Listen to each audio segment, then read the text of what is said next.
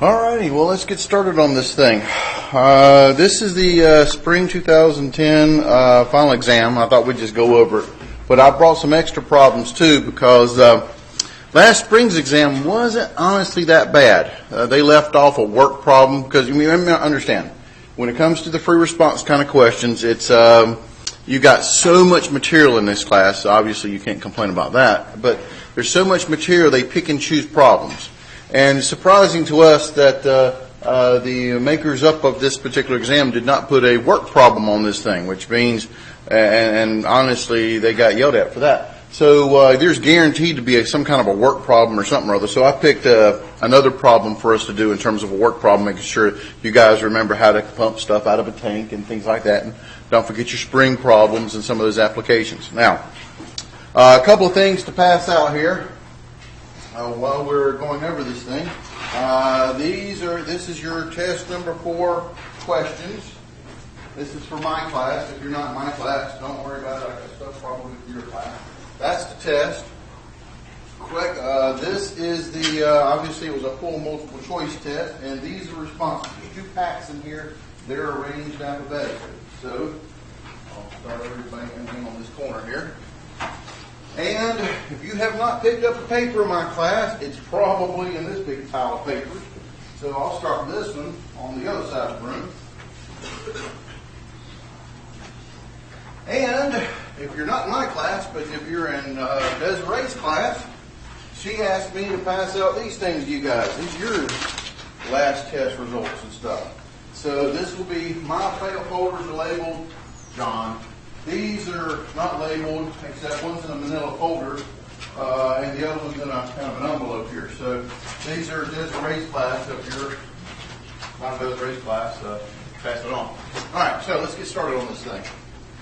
Now, you guys know, in terms of a final exam, just like in Calculus 1, it is in 3 parts. 3 parts. Part number 1, no calculator. You're allowed to have up to an hour on this thing, but no calculator. All right? And what I mean by up to an hour is this. From 8 o'clock to 9 o'clock, you get part 1. However, most of you guys are going to be finished with part 1 in about 30 minutes or so.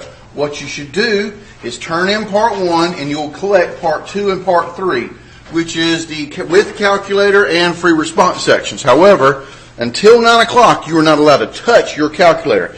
Everybody has to turn in part 1 first, and then only after that will we make the announcements you're allowed to use your calculator. But honestly, there's a big hunk of part 1 and part 2 and part 3 that you can do without a calculator. You should just continue on working the exam. Just remember, if it comes across the part that you really need a calculator on, just hold that spot over and go to the next problem, and then come back later and finish yourself up. Optimize your time on this thing. You have 3 hours on this exam. So, and it says in here, it says 2 hours and 45 minutes, but that was last year. That's why they made it a little easier. We went back to our 3-hour exam. On the common exams, it is a 3-hour exam.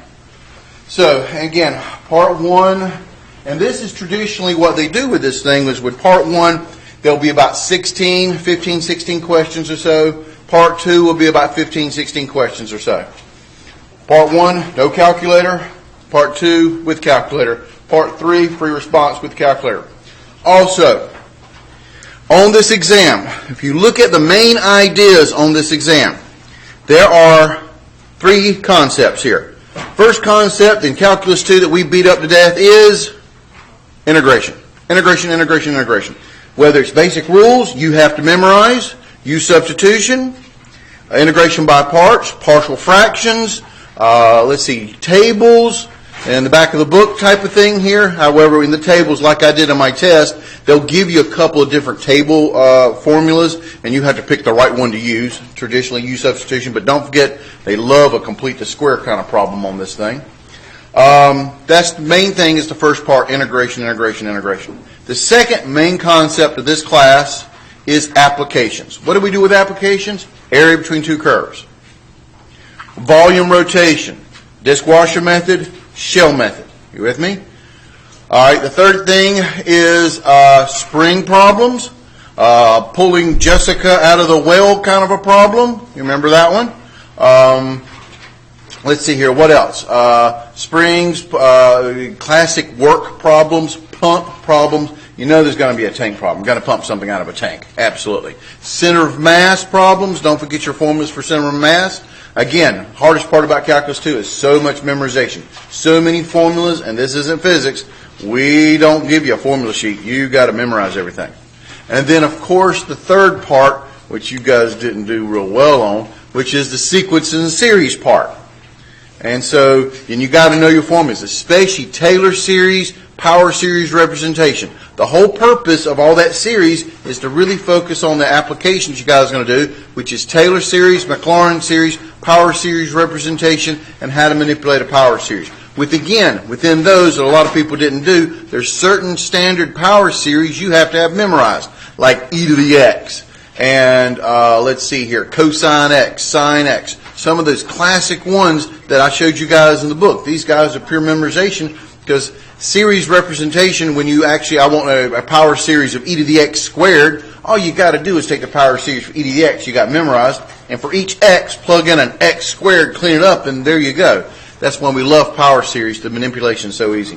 All right, let's get started on this thing. So this is obviously the spring 1242 2010 one. And let's take a look at this guy. Now, again, in terms of the exam, I've been told that that the main emphasis on this exam is going to be integration, which, there's three parts of this thing, but I would say somewhere around 45% of this exam is your ability to integrate. Remember, at this part 1, no calculators. So here we go. So how am I going to do this particular problem here? Let me get myself completely set up here. Yeah. All right, so I just want to have everything set up. So here we go. Number 1, obviously it's a very simple problem. They're going to start you out on the right foot, being nice and easy. What is the integral of 4x cubed? Don't hurt yourselves. 4 is a constant. What's the integral of x cubed? X to the 4th over 4. 4 is clearly canceled. Evaluated from 1 to 2. Again, yes, you will be dealing with numbers, but they will be nice because you are not allowed to have calculators on this thing. 2 to the 4th power. Well, what is that? It's 2 times 2 times 2 times 2. What is that? 16. Minus 1 to the 4th power is 1. So the answer is 15. Straight up, grab your guy, bubble him in with your number 2 lead pencil there, and you're off and running. Again, memorization of formulas. And notice what they do. Second one, what's the integral of 2 cosine of t? What's the integral of cosine? Which one is it? Negative sine or sine? You guys are so in trouble. All right, what's the integral of cosine? No, it is not. Derivative is negative sine. We are trying to integrate this thing. The integral of cosine is what? Sine. And you understand that you have just completely screwed up an easy problem if you don't have the formula memorized. That is so sad. And you will be taking this class again, that is for sure, if you do not have some of your basic rules memorized. And don't forget some of the basic ones like, what's the integral of 1 over 1 plus x squared? 1 over 1 plus x squared. What's the integral of that? Arctangent. What's the integral of 1 over the square root of 1 minus x squared? Arcsine. What's the integral of 1 over x times the square root of x squared minus 1? Dx. Arcsecant. You've got to know your basic rules. This is pure memorization stuff right here. And that's a big part of this with a little numerical application. Question. All right, so here we go. What's the answer to this one? Let's see. Integral of cosine. Integral of cosine is positive sine. Yeah, that's what I said. Integral of cosine is positive sine, and I wrote down exactly what I said it wasn't. Integral of 2 cosine of t is 2 sine t, which is which answer? Answer is B. Wait a minute, integral of cosine is what? Integral of cosine is sine, because derivative of sine is cosine. Here, 2 cosine t. You've got to have this thing memorized. Does that make sense? Did I lose you guys anywhere? Questions, complaints, comments? I yell at you guys for doing something rather than then I write it down exactly what I told you not to do. The integral of cosine is what? Sine. So the answer is 2 sine t plus c, so there's my answer B. All right, let's take a look at number 3 here. Number 3 is this. The integral from 0 to 1 of 2x minus 1 quantity squared. How would you integrate this? Well, you've got two options. You can either FOIL it out and integrate it, or U-Substitution. Well, I think they were going after the U-Substitution. If you did U-Substitution, because we're practicing here, what would you let U equal to? 2x minus 1. Then du equals derivative, which is 2 dx. So 1/2 of du equals a dx. So this turns into 1/2 u squared du. What's the integral of u squared? U cubed over 3, which makes it 1/6 u cubed. No plus c's because we got bounds. I could, if I wanted to, change the bounds of integration. What would my bounds be if I converted it to u? If x is equal to 0, 2 times 0 is 0, minus 1 is what? Negative 1.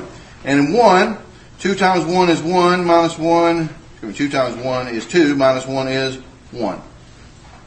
Does that make sense? I could change my bounds and do this problem, and I want to just practice one of those changing of the bounds deal, because, you know, if you don't change bounds, you'll still get the right answer. You had to back substitute in terms of x, then plug in top minus plug in bottom.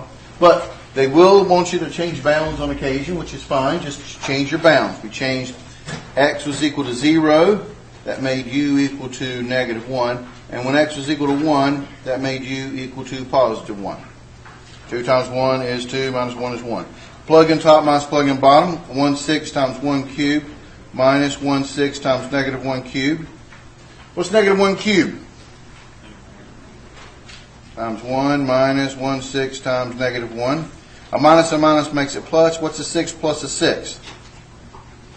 2/6, common denominator, which is equal to what? 1/3.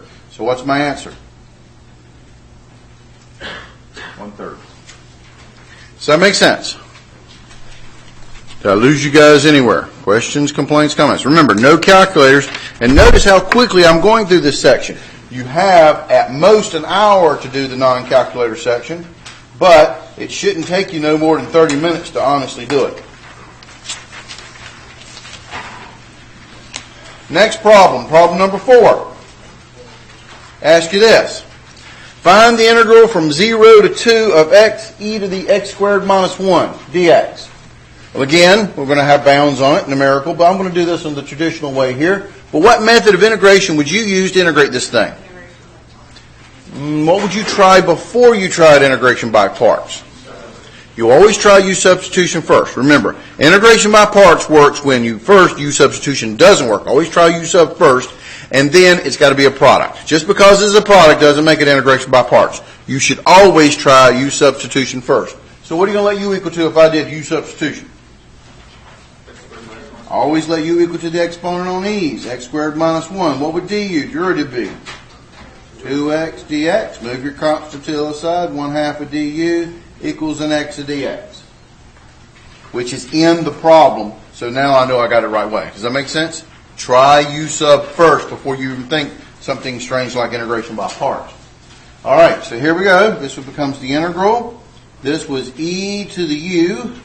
And the x dx gets replaced with a 1/2 du. What's the integral e to the u? Something we have memorized.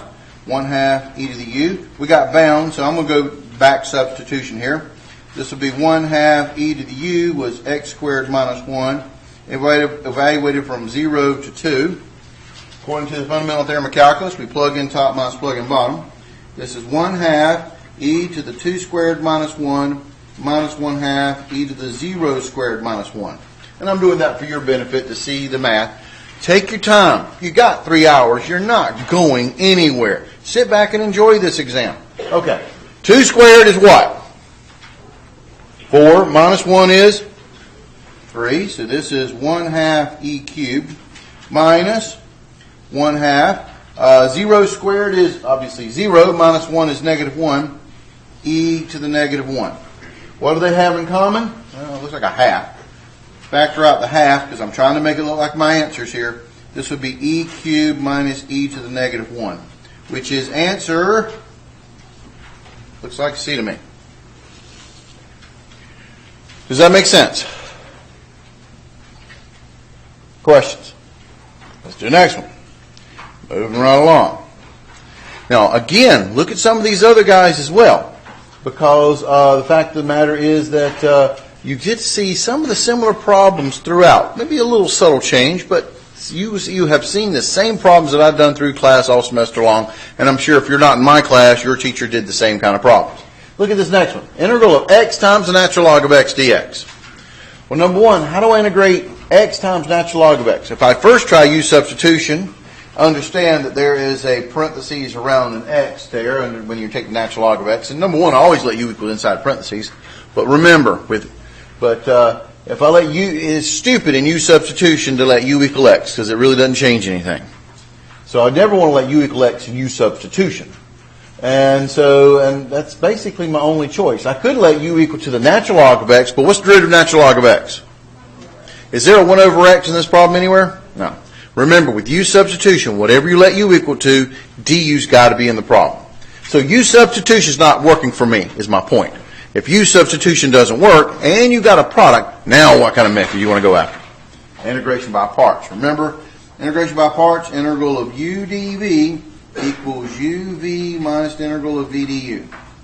And anytime, here's a thumb rule here, anytime you're doing integration by parts and it's natural log of somebody times somebody else, you're always going to let u equal to the parts you can take rid of and you want to get rid of, which is the natural log of x. That makes dv be the other part, which is x dx. Does that make sense? Now remember, with this formula, we figure out which one you're going to let u equal to. Let u equal to the part you want to get rid of through derivative, and you let dv be the part you can integrate. Remember, it's a product. And remember, it's always a product, even in weird cases, because you can always multiply something by 1, so don't forget that trick. But du, derivative of natural log of x, is 1 over x dx. And the integral of x, you got dv, I want v back in. I integrate. Integral of x is x squared over 2. Plugging it into my formula, u times v, that becomes the natural log of x times x squared over 2 minus the integral of v, x squared over 2 du, which is 1 over x dx. Now, I know you guys are copying this thing down, so I'll give you a few seconds here, but not much. We've got a lot of exam to go through here. But here's a problem that I always have. I always try to point out the common mistakes students make. You know what? This is going to be one of the answers. They always try to do this. I mean, some students do this. They got this problem. What's the integral of x squared over 2 times natural log of x? They're going to tell me it's x cubed over 4 times the natural log of x. You violated about 45 rules of math integrating that thing. Remember, John's fundamental rule of calculus. What is John's fundamental rule of calculus? Clean up your algebra first. If you see a bunch of stuff that can cancel and clean up, man, that's going to make your calculus so much nicer. What does x squared divided by x really turn into? And the 2 goes out front as a constant, and that x squared over x is just x.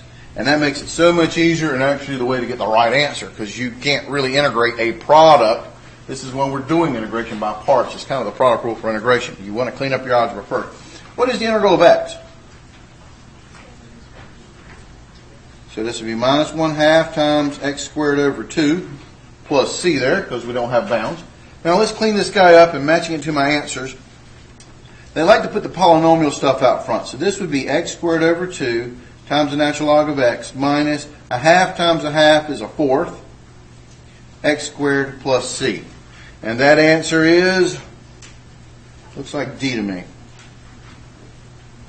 Do you agree? Okay, let's look at the next guy. Oh, here's a nice one. And here's a sad one. You should actually have this Maclaurin series memorized. This is one of your basic ones that we've beaten to death for the last week and a half now on this stuff. What is the Maclaurin series for? This is awfully nice, and they shouldn't have to tell you this. The Maclaurin series, a Taylor series centered to 0. You should know that. Okay?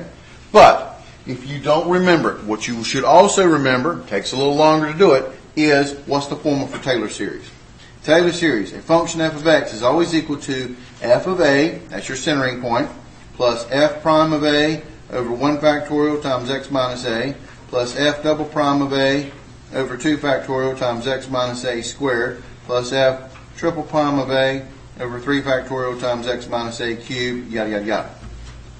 Okay? It's a series. Now, I can generate this thing if you really want me to, but you should actually have this one memorized. What is the Maclaurin series for e to the x? E to the x is equal to what? X raised to the n over n factorial summed up. N goes from 0 to infinity. Also known as 1 plus x squared over 2 factorial plus x cubed over 3 factorial, which is which answer here? E, right. However, if you didn't remember this, in case you completely had a mental meltdown during the test, I don't want to hear about it. Don't complain to me. You control your faculties and sit there and go back to your basic rules. I can show you that this is the answer by doing this. The function was e to the x. What's derivative of e to the x? That's the beauty of this guy, and derivative of e to the x is still e to the x. I'll just do 3 derivatives here. E to the x, but don't forget, you got to plug in your centering point. And for a Maclaurin series, the centering point is always what? 0. So I'm actually just trying to reduplicate what you already know. And so this would be e to the 0. What's e to the 0? 1, so it's 1 all the way down the line. So my function e to the x, as I plug it into this guy up here, equals the functional value, which is 1, plus the derivative value, which is 1 over 1 factorial times x minus 0, plugging into my Taylor series, plus 1 over 2 factorial times x minus 0 squared, plus 1, which is my third derivative, over 3 factorial times x minus 0 cubed. And when you clean it up, you see 1 plus 1 factorial is also 1, so this is 1 over 1 times x, which is x, plus x squared, x minus 0 is x squared, so it'll be x squared over 2 factorial, plus x cubed over 3 factorial. And you notice it's the same thing which you should have had memorized, and the answer is E. So don't forget this rule. This is your Taylor series. All right? But that one should have been a 5-second problem. You should have that one memorized. But another thing that you should be doing as you're going over this exam, as well as other exams, do not let this be the only exam that you guys look at all day long. You should be looking at the 2009s and the 2008s and the 2007s. And don't forget that little booklet over at Grady's Bookstore. That's got some great stuff in there too, and completely worked out for you guys. Look back at other problems, because what you should also be doing as you're taking notes and doing these problems is writing down formulas that you've probably forgotten, okay, to make sure that you got them down. Because, like I said, unlike physics class, where a lot of physics classes you have formula sheets and stuff that you can walk in with, you don't get that in calculus class. You've got to memorize everything. So here's another example of something making sure you got down. Which of the following definite integral gives the length of the curve y equals cosine of x between 0 and pi? What are they asking for in this problem? Length, let's see here, length of the curve. What does the length of the curve stand for? Arc length. You got it. So we need to know our arc length formulas. So remember, arc length formulas is this. Arc length is equal to the integral from a to b of the square root of 1 plus the derivative of your function squared dx, or the integral from c to d of the square root of 1 plus the derivative of the function in terms of y, quantity squared dy. In my problem, my function clearly is in terms of x, so I'm going to use my top formula here. What is y prime equal to? What is the derivative of cosine of x?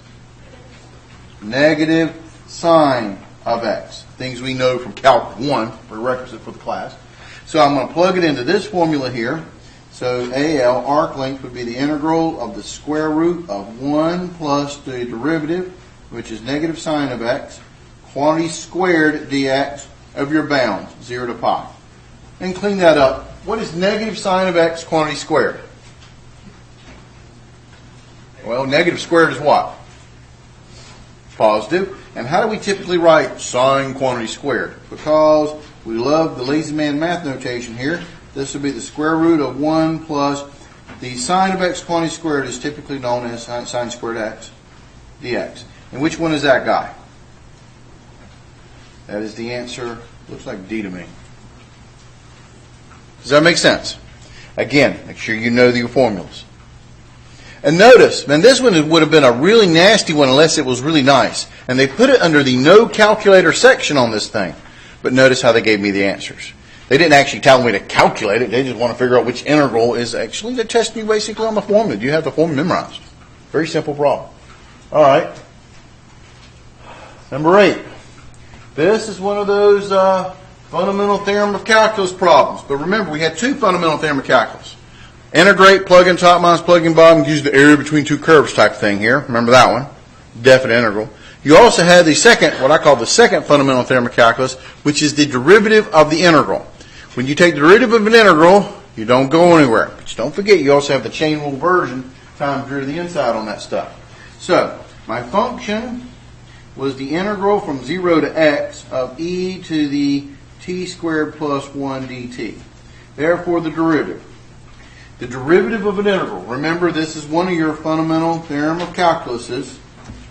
The derivative of an integral, you don't go anywhere. And since there was just a single x at the top, because you plug in top minus plug in bottom, still plays a part. But the bottom's a constant, and eventually the derivative of constant 0, so it just completely goes away anyway. But when I take the derivative of the top, derivative of an integral, don't go anywhere, and I just plug in the top. So this is e to the x squared plus 1. That is my answer, which is answer... Like C to me. There you go. Does that make sense? Did I lose you anywhere? What would you do if it, instead of an x up here, it was an x squared? You would plug an x squared in for t, so that would be x squared squared plus 1, but then you would have to multiply times 2x, the chain rule, times the derivative of the inside. And if that x was on the bottom instead of the top, what would you do in this case? Make it negative. Plug in top minus plug in bottom. Remember your fundamental theorem of calculus. There's another rule you have to have memorized. What is the average value of a function? Again, this is why you study this stuff. Get these formulas memorized. This is another basic formula you should have memorized. What is the formula for average value? Average value is equal to 1 over b minus a times the integral from a to b of f of x dx. Does that make sense? So this would be equal to 1 over 5 minus 1 times the integral from 1 to 5 of my function 1 over 2x plus 1 dx. If I was going to integrate this thing, this would obviously be times 1/4 here, but if I'm going to integrate this guy, I could either do I would typically do U-Substitution. Personally, I do U-Substitution in my head because this is an easy one. Clearly, U should be equal to, what should you let U equal to? The denominator, 2x plus 1, and then du equals 2 dx, which makes you move your constant to the other side. A half of du equals a dx. So this ends up being 1/4, the integral of 1 over u, and then dx gets replaced with a half du. So when I clean this guy up here, this is equal to, let's see here, a half times a fourth is an eighth. Integral of 1 over u du. What's the integral of 1 over u? This is 1/8 the natural log of absolute value of u. So this is equal to 1/8 the natural log absolute value of 2x plus 1. Evaluated from 1 to 5. Again, no calculator, but it's okay, don't need it. Plug in top minus plug in bottom. And I'll just clean this up quickly here. This will be 1/8 the natural log of 2 times 5 is 10 plus 1 is 11. Minus 1/8 the natural log of, let's see here, 2 times 1 is 2 plus 1 is 3. And I could factor out the 1/8. So what answer do you get? Clearly it's going to be A. Does that make sense? Questions, complaints, comments? Let me know. All right, let's take a look at next. Which of the following is the integral of sine squared x cosine x dx? Remember, sine squared x really means the sine of x, quantity squared, times cosine of x dx. If you were going to integrate this thing, what method of integration would you use? U sub. What are you going to let u equal to? Sine of x. What's the derivative of sine x? Cosine of x dx, which is in the problem, which is great. So this turns into the integral of u squared, and this cosine x dx is du. What's the integral of u squared? U what? Cubed over 3 plus c. Plugging in u is sine x. This would be sine cubed x over 3 plus c. So that's 1/3 out front. Sine cubed looks like e to me. Let's see here. Which one is it? Looks like e to me.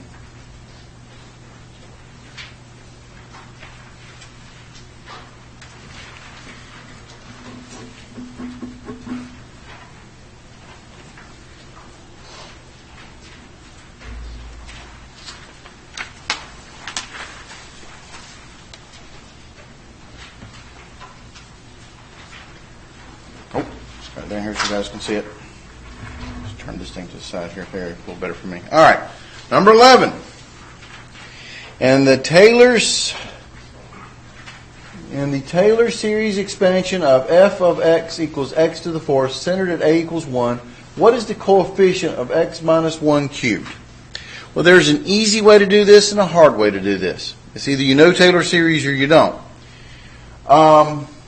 A lot of people mess this particular problem up because they just didn't like the wording of it, but it's exactly what it's supposed to be. You need to find the coefficient of x minus 1 cubed. Now, remember your Taylor series. This is the easy way to do it. Taylor series. The formula for Taylor series, pure memorization, f of x equals f of a plus f prime of a over 1 factorial times x minus a plus f double prime of a over 2 factorial times x minus a squared plus f triple prime of a over 3 factorial times x minus a cubed plus yada yada yada. Oh, sorry. First off, what is a in this problem? What's your centering point? 1. So, easy way to do this would be, this will be just f of 1 plus f prime of 1 over 1 factorial times x minus 1 plus f double prime of 1 over 2 factorial times x minus 1 squared plus f triple prime of 1 over 3 factorial times x minus 1 cubed plus da da da da da.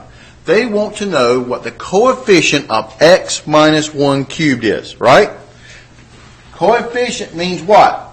The number out in front. It's old polynomial from college algebra and high school algebra 1 and 2. What is the coefficient of x minus 1 cubed? Well, there's my x minus 1 cubed right here. So what is my coefficient? The third derivative of 1 over 3 factorial. Does that make sense? All right, so I need the third derivative. F of x is x to the fourth. What's the first derivative? 4x cubed. What's the second derivative? 12x squared. What's the third derivative? 24x. The third derivative is 24x. This is the only guy I need. F triple prime of 1 would be what? 24 times 1, which is 24. But my coefficient is the third derivative at 1, which is 24, divided by 3 factorial. Now let's go back to our knowledge of factorials. What is the definition of 3 factorial? 3 times 2 times 1, right. All right, which is 3 times 2, 6 times 1 is 6. So this is 24 divided by 6, which is equal to 4. So what is my answer? C. Does that make sense? And did I need a calculator for this thing? No.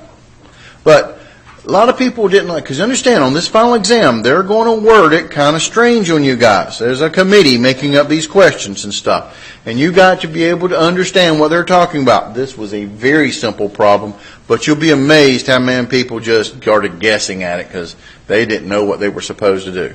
Well, first off, you know something. If he says Taylor series, I mean, the hard way to do it, but you got tons of time, 3 hours to do this exam. You could have written out the exact Taylor series for this guy, and plugging in 1 and all this thing, and literally write out the Taylor series for it, and just figure out who's got x minus 1 cubed on it, and tell me the number out front. That's one way of doing it. It's a little bit long way. I mean, the fact is, all I really wanted was that term over there. But you can get these things, but you have to think about this stuff. What about the next guy? This is how they're going to give you problems that require you to use tables in the back of the book. For cost, we're not going to print out a whole copy of your back of your book tables. We're just going to give you the guy that you probably should use to integrate the table here. Using the following integral, that appears in the table of integrals in your text, there it is.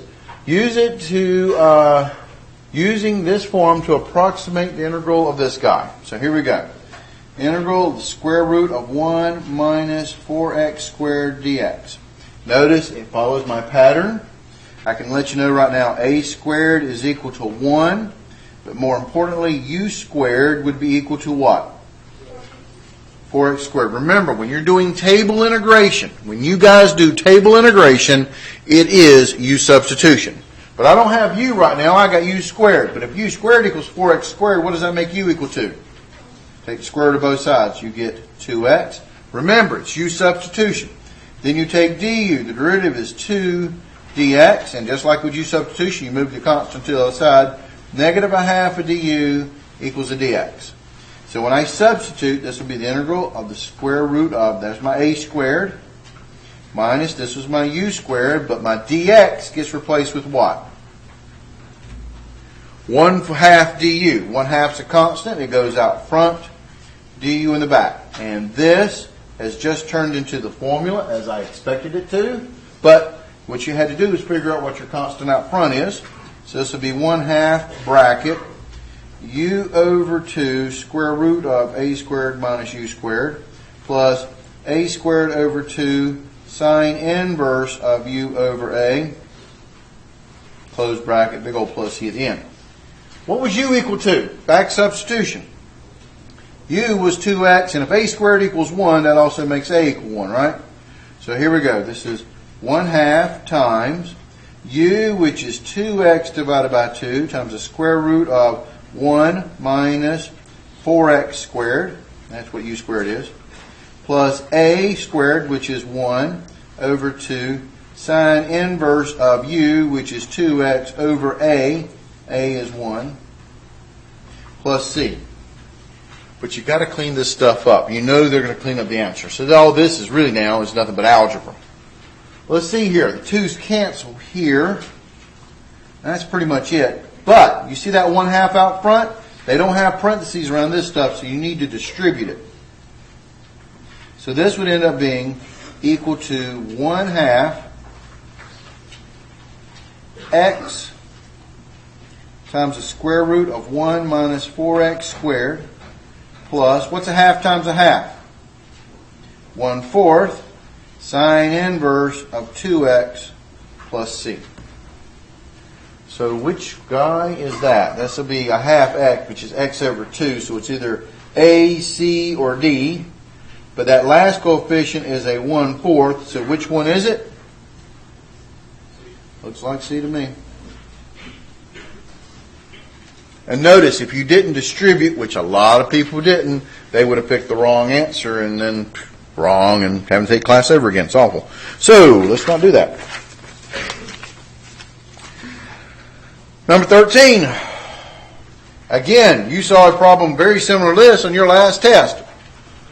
And by the way, if you're coming in late, the tests are being passed out. You got all I did was just print out the OpScan version for you guys because it was a pure multiple choice test there. All right, and also one last thing before I get it while I'm thinking about it. Your grade on that test number 4 in my class is this. If you take the OpScan, your grade is actually a little bit higher because remember I gave you a bonus question. And when I gave you a bonus question, so there was actually only 20 questions and one bonus. So take the number of questions that you got correct, which will state on there, and then just divide it by 20 instead of 21, and that'll actually tell you what your grade is. So your grade is a little higher than what the thing says, but it does tell you which problems you got right and wrong. Okay, here we go. Which of the following series converges? Well, constants go out front, What kind of series is this guy? You got it memorized. What's its name? Harmonic series. What's the harmonic series do? Harmonic series diverges. This isn't it.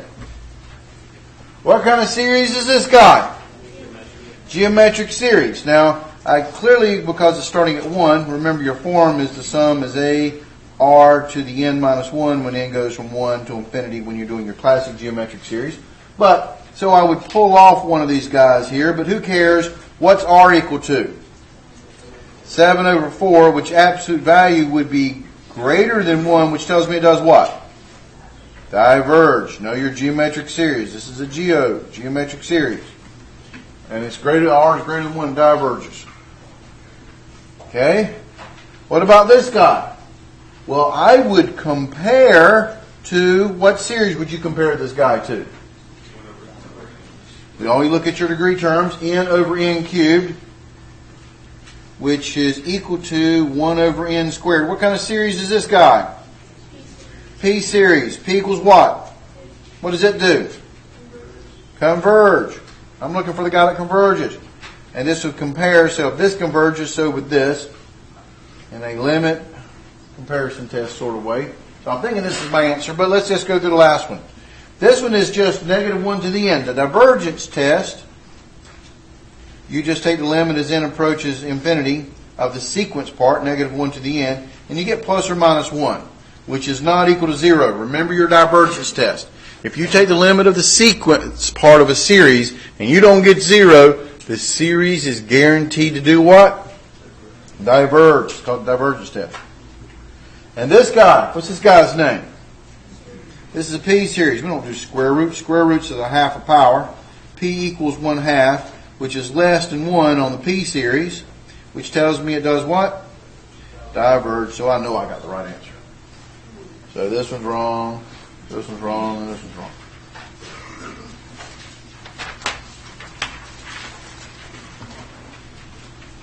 Here's another one. This is a classic geometric series written out. We've done these problems 3 and 4 times in our classes. And when they write them out, they're the easiest thing in the world to do. You don't have to write out the form. When you have a geometric series written out, the A is always the first term, and the R value is what you multiply 1 to get to the other each time. Alright? So what do I need to multiply 2 by to get 1/2? What do I need to multiply 1/2 by to get 1/8? What do I need to multiply 1/8 by to get 1/32? 1/4. R's got to be equal to 1/4. It's what I multiply one term by to get to the next term. Does that make sense? It's hard to see with the 2 and the half maybe, but the half and the 8. Clearly 1/2 times a 4th is an 8. 1/8 times a 4th is a 32nd. And look at it. 2 times a half is equal to, 2 times a 4th. 2 times a 4th is equal to a half. This is my guy. My R value is equal to 1/4. Absolute value is equal to 1/4, which is clearly less than 1. So we know it converges, and being a geometric series, it converges to A over 1 minus R. A is equal to the first term, which is 2, over R, 1 minus R, 1 minus 1/4. Let's clean that up. This is 2 over, what's 1 minus a quarter? 3/4. When you divide by a fraction, you invert and multiply. That'll be 2 times 4 over 3. And that becomes 8/3. So it converges to 8/3, which is clearly answer D. Does that make sense? Did I lose you guys anywhere? Notice, I've not touched my calculator. Don't even know, there it is. I don't even know where it is, actually, but it is on the podium here. All right, number 15.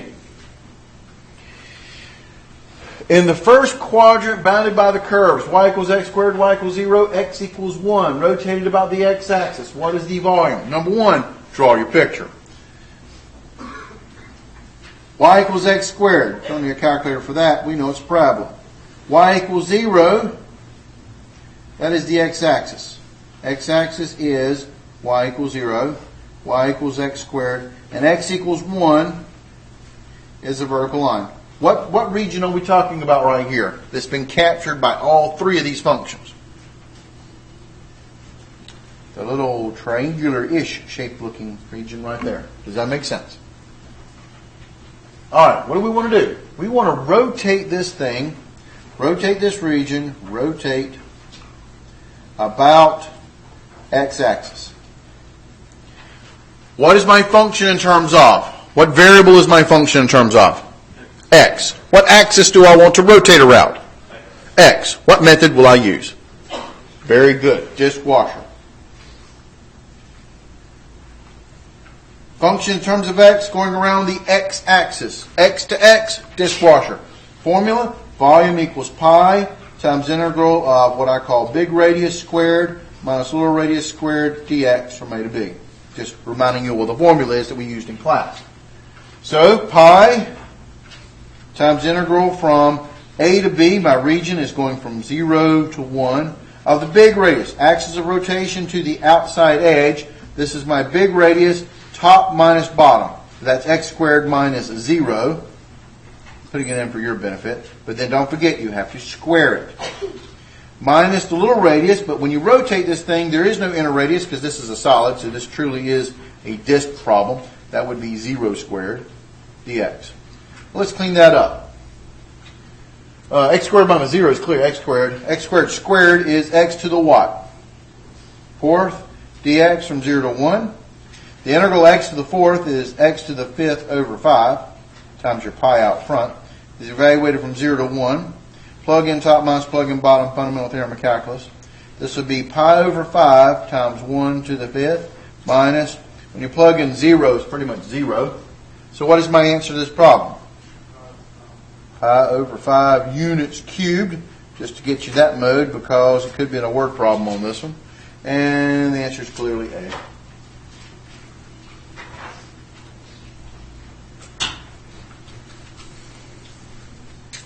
All right, application of the integral. Here we go.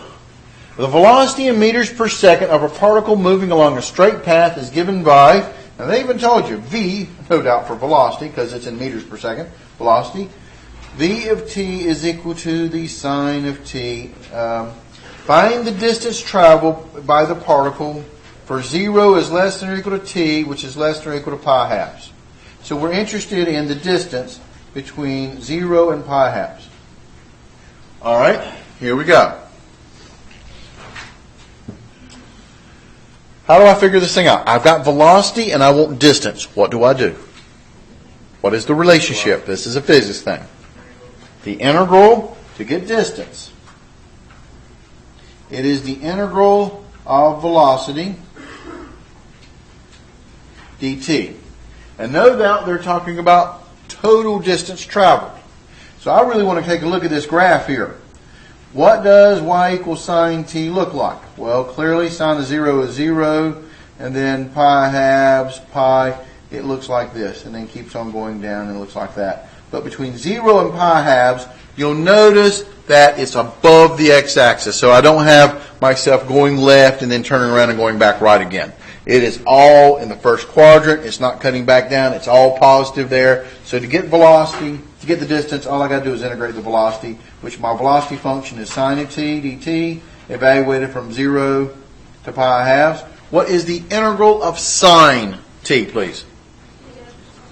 Negative cosine of t, evaluated from 0 to pi halves, which is equal to fundamental theorem, negative cosine of pi halves minus negative cosine of 0. And let's see here. What's the cosine of pi halves? No calculator. You got to do your trig stuff. What's the cosine of pi halves? 1. Well, it is not 1. All right. Let me just graph you the cosine function in case you want to know, look at it. All right. Cosine of 0 is 1. The cosine of pi halves is back to 0 again. Right? This is the cosine function. Things you have to know. So the cosine of pi halves, it goes across the x-axis, that's 0. So negative 0 minus a minus is plus. The cosine of 0, and what's the cosine of 0? 1. So what do I end up getting for my answer? 1. So the answer would be a 1 meter. Does that make sense? Know your trig. Sines, cosines, especially. Especially the first quadrant. 0, pi sixth, pi fourths, pi thirds, and pi halves. From knowing those, you can project to get any other angle that you need for the exact values. But you need to know sine and cosine for 0, for pi 6, for pi fourths, for pi thirds, and for pi halves. Cosine of pi halves is 0. Cosine of 0 is 1. All right, so we've just finished up the first section. Looking at my watch, we have taken about 30 minutes. I probably could have done it a lot faster if I didn't have to explain everything to you people. But, so honestly, it should take you around 30-ish, 30 to 45 minutes to do part 1. But you have an hour in case you want to be slow and to double check your answers, which is fine. However, within that first hour, no one is allowed to use their calculator. And at the end of the first hour, everyone must turn in part 1. And then I will, when you turn in part 1, even in 30 minutes into this thing, I would have turned in part 1, and I would have gotten part 2 with its bubble sheet, and part 3, and I would have gone back to my desk and continued to work. But you're not allowed to touch your calculator until you're given the official okie dokie from whoever's in front of your classroom. All right? And that will occur only right at 9 o'clock. This thing starts at 8, you've got to be there at 7:30. So, because you got a bunch of forms to fill out and stuff. Don't forget also, you have to bring your student ID and put it on the corner of your desk. That is a law, university requirement, that we must identify you as who you say you are. Always bring your student ID to the final exams. You'll also have to fill out under the ID part on the bubble sheets on both of them, your 49er number, your 800 number. Okay? So you have to have your student ID with you. Otherwise, I can officially throw you out of the exam. All right, part 2. Now, part 2, we have calculators. Yay. However, probably for about the first 30 minutes of this thing, you won't be allowed to use your calculator. But you'll be amazed. A big hunk of the problems we have up here, I won't need to use my calculator. All right? So, we get started on this guy. Now, this first one, this one was a typo actually on the test.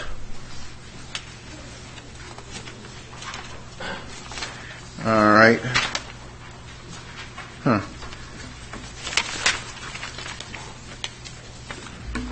So,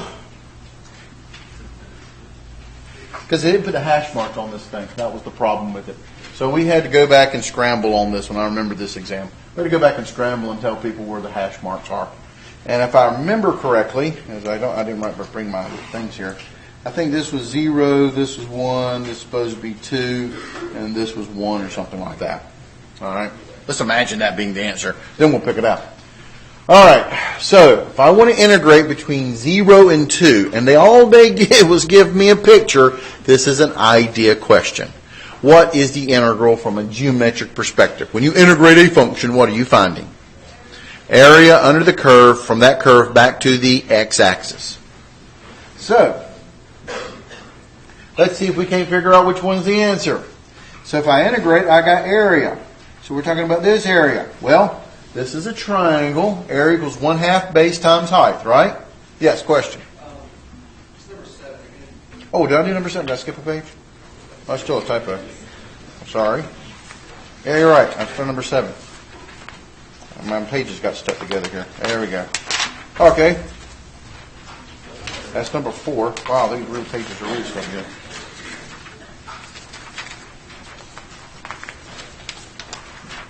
Well, that's good. I didn't get a page number 1, 2, 3. Well, that's okay. I can cheat. We can do this. Is this what your problem number 1 looked like? Okay. Mine didn't print out on me, but that's okay. I'll pick it up later. All right, we can do this one here. This one, again, had the same problem. The numbers just didn't show up on the OpScan thing, so we wanted to figure out, again, absolute value. So, hey, same idea. When you integrate, what are you actually finding? Area under the curve. This one was the absolute value of x type thing here, right? What's the absolute value of x makes a V graph. You with me? And you're integrating between -1 and 1. -1 to 1. Because we don't have a rule that we have, what is the integral of the absolute value? Because it's basically turns into a piecewise function type thing here. This is still one of those ideas that you want to find the area under the curve. So, Absolute values of B graph between -1 and 1, and again, area under the curve type thing here. So the area is, let's see here, this is 1 to 1, so this is a half a unit over here, and a half a unit over here. So what would your total area be? 1, so the answer is 1. Does that make sense? All right, number 2 here. All right, not supposed to be looking at my answers here because this my page didn't print out here. But here's an easy problem. And did I need a calculator for this guy? Here's my point. Did you actually use a calculator on this problem? No, Lord no, it's too easy. What about this one? AN is equal to 2n plus 1 over 4n plus 1,000 for n going from 1, 2, 3. This is a sequence. A sequence. What do you do to figure out if it's a sequence? And obviously they're talking about converging or diverging. What am I going to do? I'm going to take the limit. So take the limit as n approaches infinity on this thing. And what rule would you use to take the limit of this guy if you actually wanted to be fancy about it? L'Hopital's, because if you plug in infinity, you get infinity over infinity. So, infinity over infinity, you want to take the root of the top. What's the root of the top? 2. What's the root of the bottom? 4. So what's the answer? 1/2. And what I did was use L'Hopital's rule. Clearly the answer is 1/2. Converges to 1/2. Sequences is the easiest thing in the world. All you got to do is take a limit. Series is the one you have to apply one of the 7 tests to figure out what's going on here.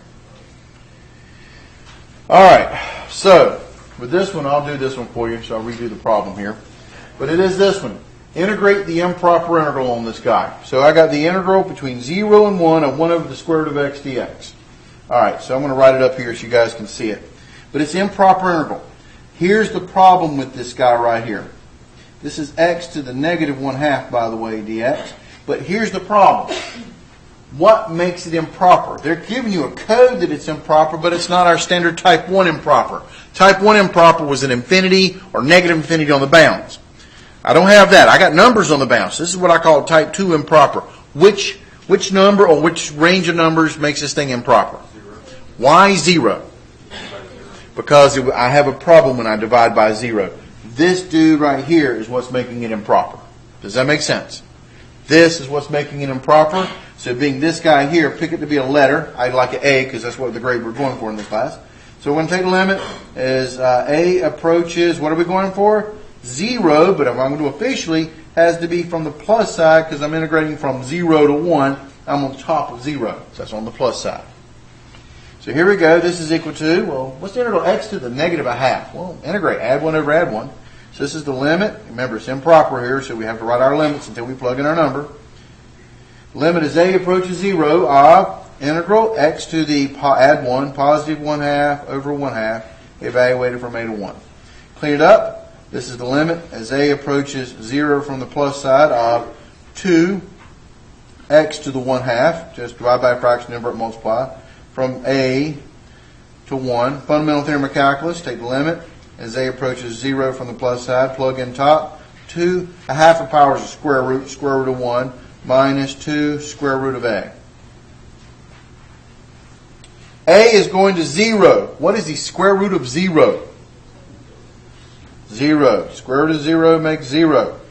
So that leaves me with just 2 square roots of 1, and 2 times square root of 1 is just 2. So, and remember, it's improper, so we use the word converges to. If you get a number on an improper integral, we say the word converges to. If you get infinity or negative infinity, we say it diverges from an improper integral perspective. So clearly the answer is C, converges to 2. Now, let's pick this guy up. I do have number 4 as a clean blank copy here.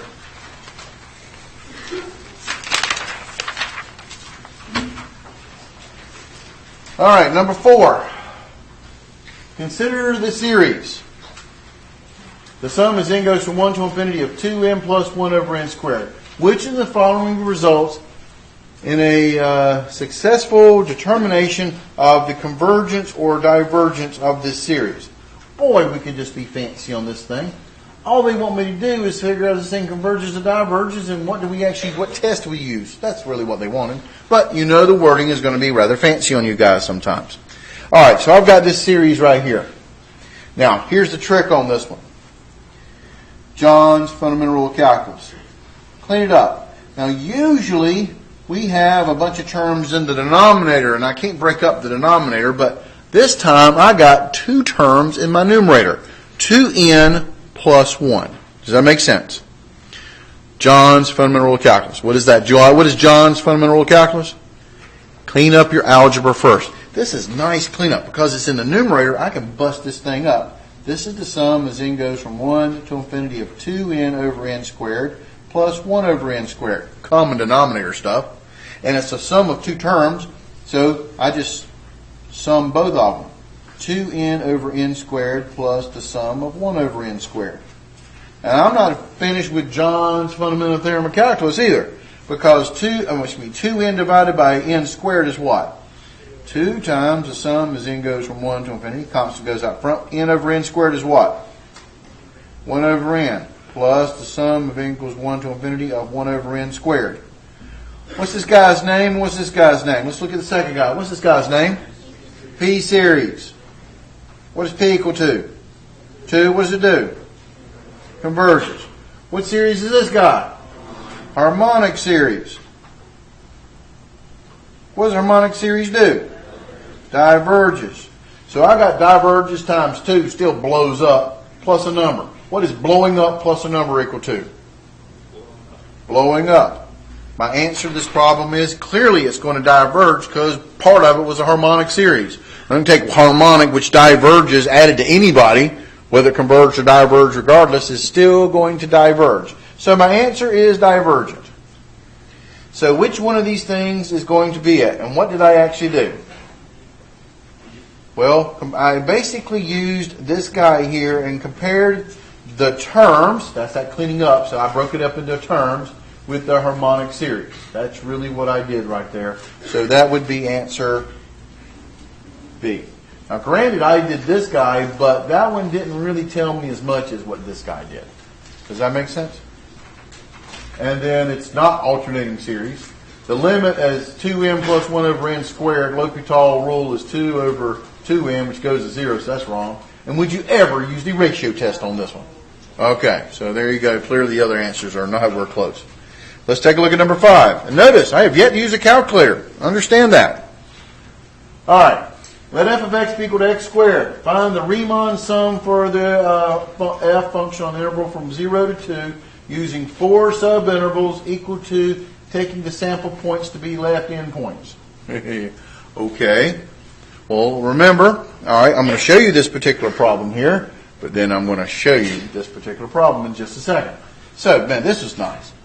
F of x is equal to x squared. Find the Riemann sum over the interval between 0 and 2 for n equals 4 subintervals. Remember your Riemann sum formulas. First thing I need is delta x. Delta x is b minus a over n, which will be 2 minus 0 divided by 4, which is equal to 1/2. Does that make sense? I always draw myself a picture here because I'm going between 0 and 2, but my endpoints are going to be a half. So 0, a half, 1, 1.5, 3 halves, 2. And clearly if I graph x squared, it looks like this. And we want to use which one more? Riemann sums left. Riemann sums for left endpoints. We're finding the area under the curve for left endpoints. This is clearly going to be the sum of f of x delta x. We're using the left endpoint, so here's my first interval. The left endpoint would be 0 in this first block. This will be f of 0 times delta x plus f of 1/2 times delta x plus f of 1 times delta x plus f of, the last point would be 3 halves times delta x. Should have 4 terms. 1, 2, 3, 4. The left endpoint is 0. The left endpoint is 1/2. Left endpoint is 1. The left endpoint is 3 halves. I'll stop there. Delta x is in common. You can factor it out. This becomes f of 0 plus f of 1/2 plus f of 1 plus f of 3 halves. Delta x is a half. This is my function, x squared. What's 0 squared? 0. Half squared is a quarter. 1 squared is 1. 3 halves squared is 9/4. And I am allowed now to use a calculator, and by this time, if I needed to, I would have waited until I could use the calculator to do this problem. So I'm just going to be 0, oops, 0 plus 1/4 plus 1 plus 9/4. I could have done that in my head if you paid me enough, but you don't. All right, so I get 3.5 times a half times 0.5 gives me 1.75. And they put it in decimal form, that's why I did that. And so answer C. But honestly, let's see here. My function was x squared, right? If I go to my programs, I have that project that we did. Riemann Sum project, you remember? Hit enter. What was A? My lower bound was 0, 2. My subinterval was 4. And then, boom, I wanted the left Riemann Sum, and I'm just real happy because I know I at least made a 5 on this exam. Does that make sense? Double check your answers. You got that program. Don't forget it. And this is on the calculator section. But honestly, just as easily, they could have put this question on the non-calculator section. Does that make sense? So don't forget to make sure your Riemann Sum program is working nicely. Okay, here we go. Number 6 here. Recall Hooke's law states that the force required to maintain a spring stretch x units beyond its natural length is given by kx, where k is the spring constant. In other words, you're supposed to have it memorized that F is equal to kx. Force equals k times x. Suppose that a 3-pound force holds a spring stretched 0.5 feet beyond its natural length. So they say a force. So that's F equals 3 pounds. And to hold, that'll be my distance. X is equal to 0.5 feet beyond its natural length. Because they are already doing this natural length. They went ahead and zeroed it out for me. Remember, your natural length should be 0. So they stretched it 0.5 feet. It's awfully nice of them. They did it in feet. So I know my answer should be foot-pounds, which looks like it's going to be. So remember, the first piece of a puzzle on a spring problem is designed to help you find K. Every spring is defined by its spring constant K. F equals Kx. My force was 3 equals K times 0.5. Does that make sense? That is my distance that I moved away from its natural length, 0.5 feet. I'm going to divide. So K equals 3 divided by 0.5. You don't need a calculator for that. That's a half. Invert multiply. What do you get? 6. I'm not done yet. That's just the K. What's the question? How much work is done in stretching a spring, the spring, from its natural length to 1 foot beyond its natural length? So now I've got my spring, and they've already natural lengthed it out for 0 for me. And now they want me to stretch it down here to 1 foot beyond its natural length and stretch it down to this area. So, what's the formula for work when it comes to springs? The integral of force, which is kx dx. Remember, the integral of force is equal to work. But I know what k is because that was that first part of the puzzle. So work is equal to the integral of 6x dx, evaluated from 0 to 1. Integral of 6 is 3x squared evaluated from 0 to 1. Fundamental theorem of calculus, plug in top. 1 squared minus plug in bottom, 0 squared. That's 0. Looks like 3 to me, foot-pounds. And hopefully that's one of my answers, which it clearly is. Does that make sense? Close you guys anyway. All right. Oh, finally, number 7. Try to jump up. There we go. But I told you guys, number 7 was a problem because the little hash marks did not show up on the test. So we had to scramble for this one. But we did. And remember, again, so far, just honestly, every question I've done on the calculator section thus far, I didn't need a calculator on. Now, granted, the Riemann Sum one was awfully nice that I could check my answer. But I really haven't really used a calculator. I could have done that problem with adding the fractions without a calculator. So, here we go. There are going to be some that you're definitely going to have to use your calculator on. Don't get me wrong there. But my point is, when you turn in part 1 early, like 30 minutes into the exam, and you're really trying to focus on part 2 and 3, and you still don't have a calculator yet, you can still cover a lot of material. Don't just sit there like I've seen a lot of students and just wait for the midnight hour to stroke before you turn into a frog or whatever and get to use your calculator on this thing. I mean, the fact is, you can do a lot of work. Don't sit there and waste time. You've got 3 hours, but don't let it go waste from you, because for some of you guys, you're going to use every bit of those 3 hours, and I'm going to have to pull the exam out of your hand. That's okay, too. But at 3 hours, it's put down your pencil time. This is a timed exam. All right, here we go. Consider the graph of the function to find the integral. Remember, this is one of those concepts. The integral is the area under the curve. And if this thing happened to dip below the axis, which this one didn't, but maybe the next one will, if it dips below the axis, what kind of area is that kind of turned into? Negative area, so you end up subtracting that part out. Does that make sense? But this one's, we put our hash marks here. 0, 1, 2. There was a hash mark supposed to be up here at 1. And so this is a triangle here. Area equals 1/2 base times height. 1/2 1 times 1 by 1 is 1/2. So this area is 1/2. This is a 1 by 1 area, so this area is 1. So the total area, so the integral between 0 and 2 f of x, the area under the curve, it's all positive, dx there, is equal to 1/2 plus 1, which is equal to 3/2. That pretty much that's the answer. Does that make sense? But don't forget, they could have just as easily dropped a little bit below, and this is more of a geometry question, the geometric concept of area under the curve. Number 8. What is the interval of convergence of a power series? Anytime you hear the words interval or radius of convergence of a power series, what are you going to use? Good, you've been programmed. All right. Ratio test. So I'm going to take the limit as n approaches infinity of the absolute value of an plus 1 over an. This will be the limit as n approaches infinity of the absolute value of x plus 2 to the n plus 1 over 3 times n plus 1 divided by x plus 2 to the n over 3n. an plus 1 over an. Remember that little trick I taught you guys to save yourself boo-koodles of time?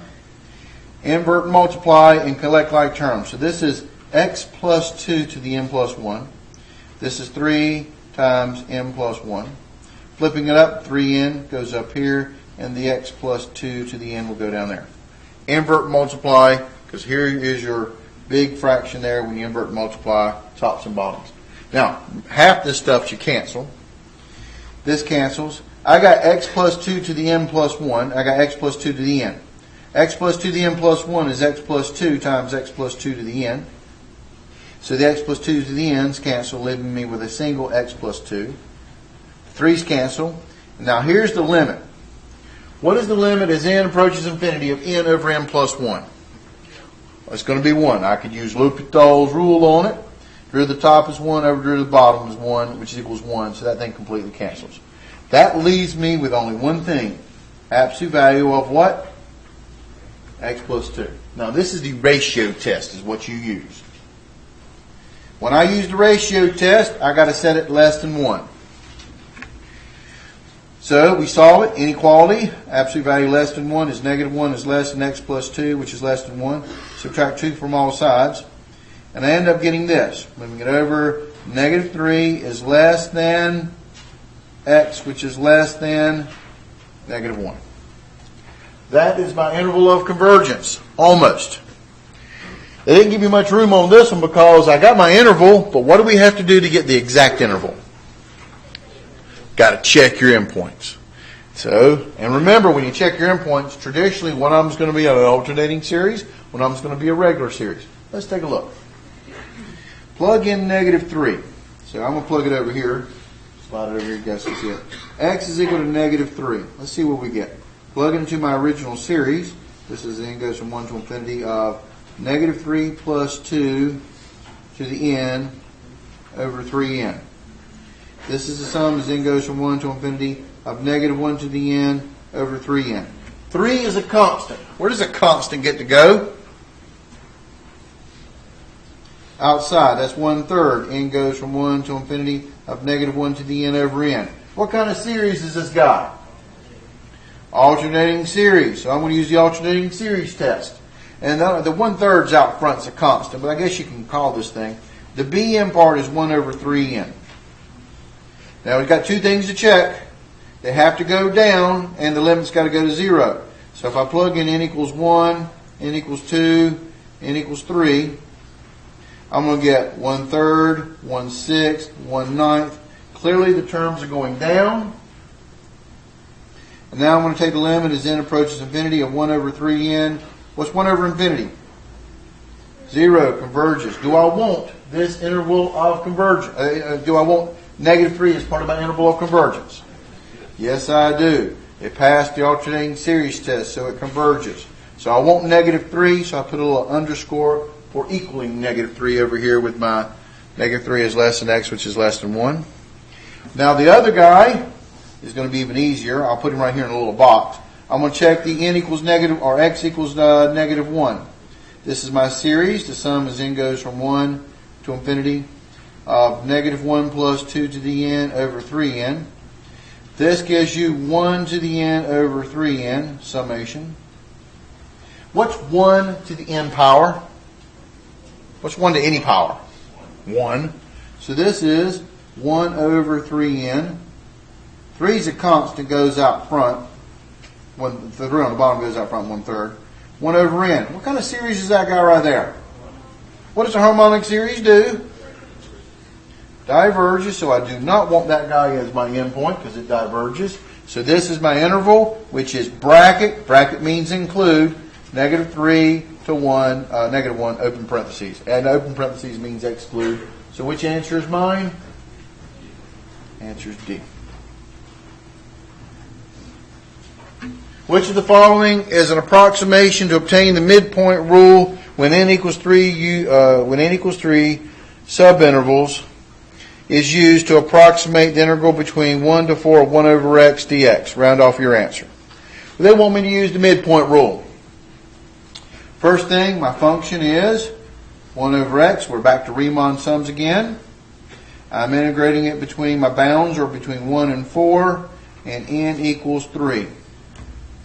Well, to show you the work, just to remind you of the formula, in case this was a pre-response question, Riemann sums is the area is approximately equal to the sum as n goes from 1 to infinity, or I equals 1 to infinity, sorry, I goes from 1 to infinity, of f of xi times delta x. This is my Riemann sum formula. Delta x is equal to what? What's my formula for delta x? B minus a divided by n, which is 4 minus 1 divided by n, and when n is equal to 3. So that's 3 over 3, which is equal to 1. I always draw myself a picture with this thing. I'm going between 1 and 4, and the function is 1 over x, which looks like this.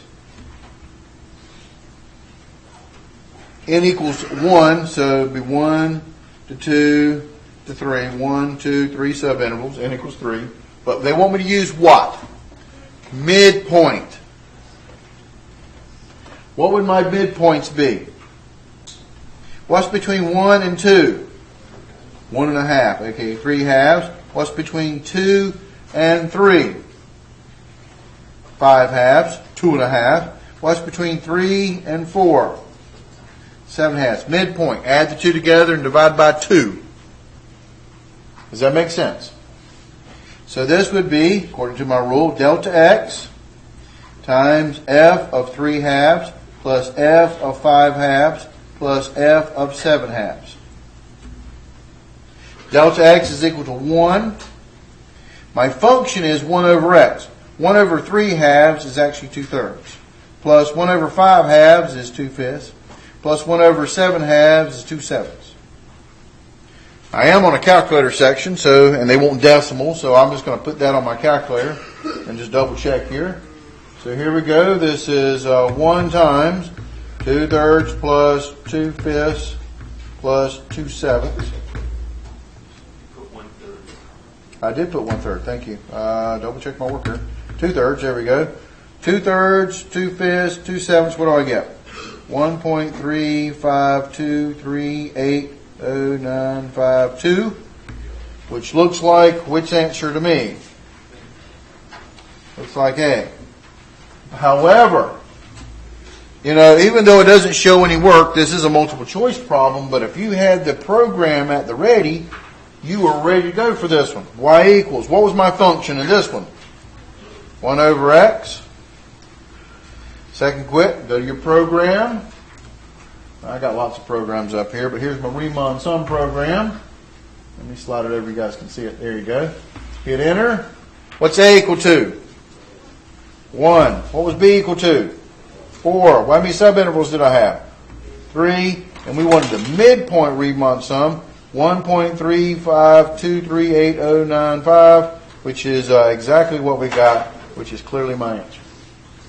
However, I'm showing you this because understand that each one of these kind of questions could have been on a free response question. And if you just say the answer is this without showing any work, how many points you can get on your free response stuff without showing your work? Actually, they're going to take off extra points just for spite because they don't want to look at an answer that you don't have your work on. So always show your work. And that's a classic rule about calculus exams or any kind of exams, especially when it comes to free response questions. Understand this. You know something. All semester long, you've been in my class or somebody else's class and learning this material. And the fact of the matter is, if you go on this exam and you get a hard, and one of them is going to be, or several of them are going to be very hard problems, especially on the free response, it's embarrassing if you leave it blank. Because if you leave it blank, that means you know nothing. And only Sergeant Schultz knows nothing. You understand? You know something. You know a formula. Write it down. Go for the partial credit stuff. If you may not get it completely right, but you know something about the problem. You may not even understand what they're asking for, but there's some buzzwords within the problem that you know something. Write something down.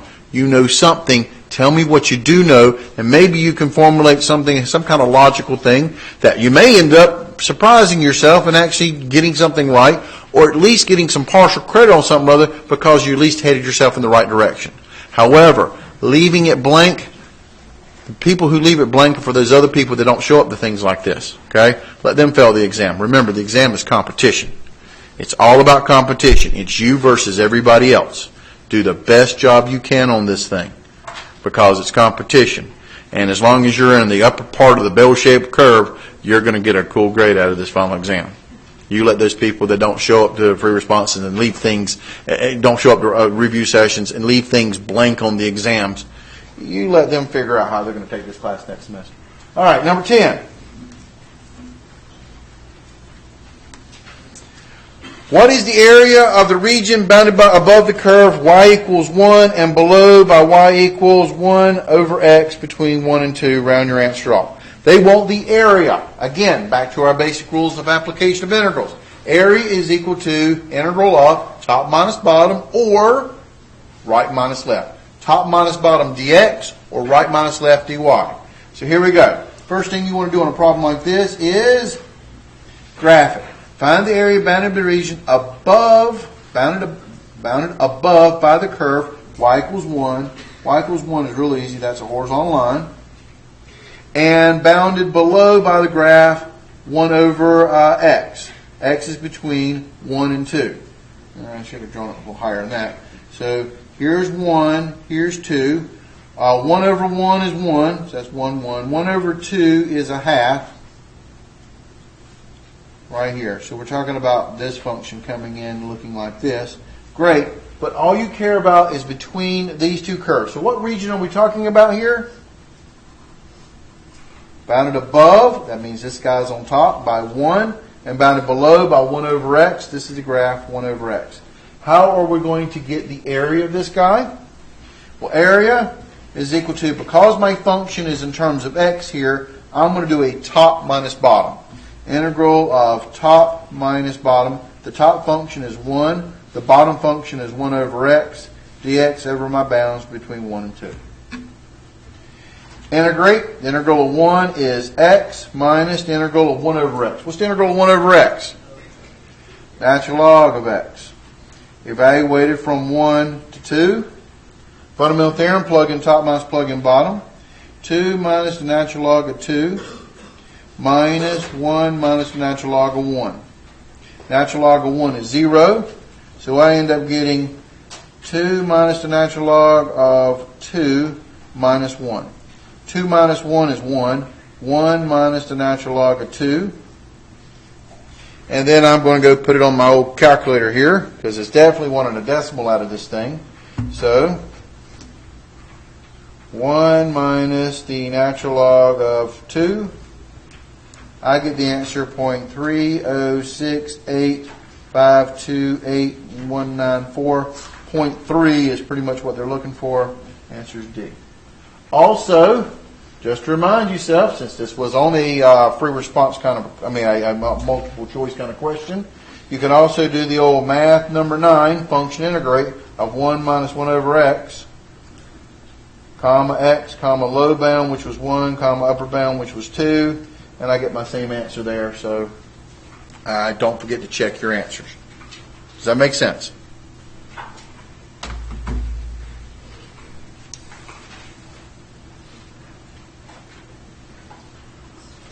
All right. Number 11. For each real number x, let f of x be equal to 1 plus x over x squared, x over 2 factorial, plus x squared over 4 factorial, plus yada, yada, yada. Okay? Which is equal to the sum as n goes from 0 to infinity of x to the n over 2n quantity factorial. Now, question is this. What's f prime of 0? Well, you can't beat this with a stick, but we would be amazed how many people just left this one blank and just started guessing at the answer. It's sad. They wrote out the function. They also wrote it like this. So either way, you can take a derivative. What is the derivative of this guy? What's the root of 1? What's the root of 1? Yeah, pretty much 0. Don't hurt yourselves. What's the root of x over 2 factorial? 1 over 2 factorial. Plus, what's the root of x squared over 4 factorial? Constants hold over. Remember your Calc 1 stuff. The root of x squared is 2x over 4 factorial. Plus, which is equal to the sum. Now, let's just practice some rules here, because I am trying to prepare you for the exam. We want to take a derivative of an actual series in its formula state. What was our rule, our big theorem about taking the derivative of a series? The series starts at 0. But when you take the derivative, what's the series going to start at? Alright, because the 0 is a constant, derivative of a constant is 0. So in a series, you start with one more. N goes from 1 to infinity. This 2n factorial is a constant. That's just an n. Leave it alone. The variable is x up here. What is the derivative of x to the n? N x to the n minus 1. Take basic derivatives from Calculus 1. It is a prerequisite for the class. But now, what do they want me to do? They want me to find f prime of 0. They want me to plug x equals 0 into this thing.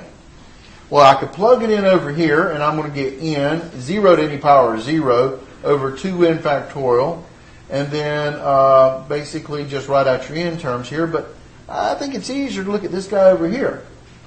If x is equal to 0, x is equal to 0, you get this term. This term times x, which is x is equal to 0, what's going to happen to this term? It's going to go away. What's going to happen next term? Because it has an x in it. Goes away, goes away, goes away. So when you plug in 0, you get 1 over 2 factorial plus 2 times 0 over 4 factorial, which is 0, plus the next guy, which is also going to be 0, all the way down the line. So what are you left with? 1 over 2 factorial. What is 2 factorial? 2 times 1, which is 2. So what's my answer?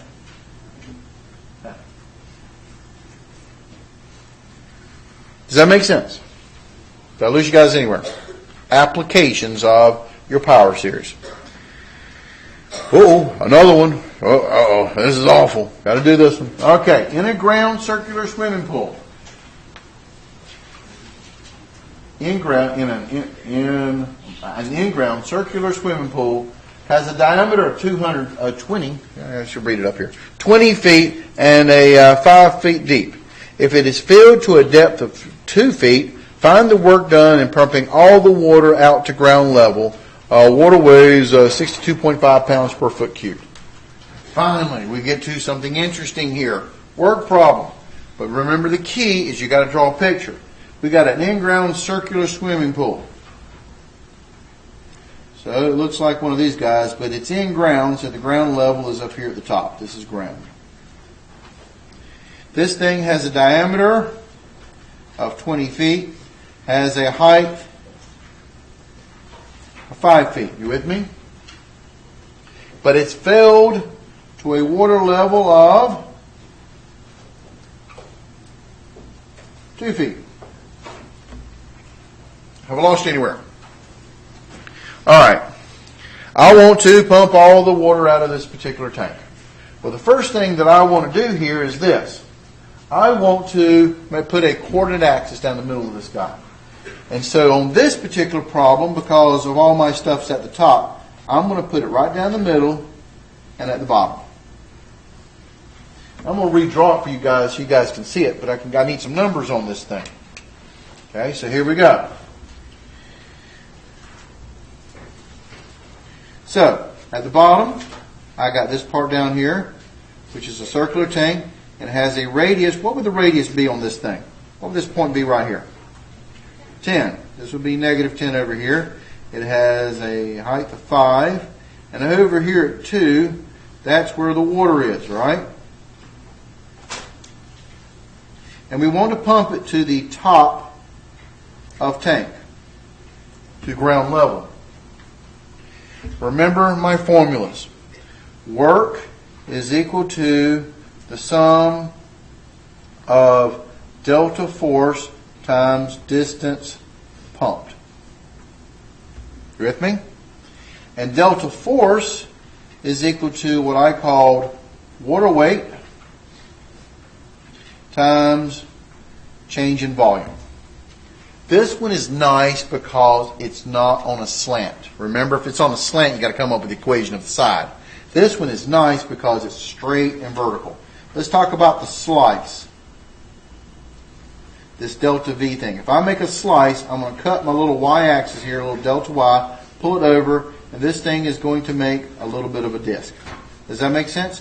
What is the radius of this disc throughout? Because it's not on a slant here. What was my radius? 10. It's constant. The height is delta y. This is circular, because when I cut it, this is circular.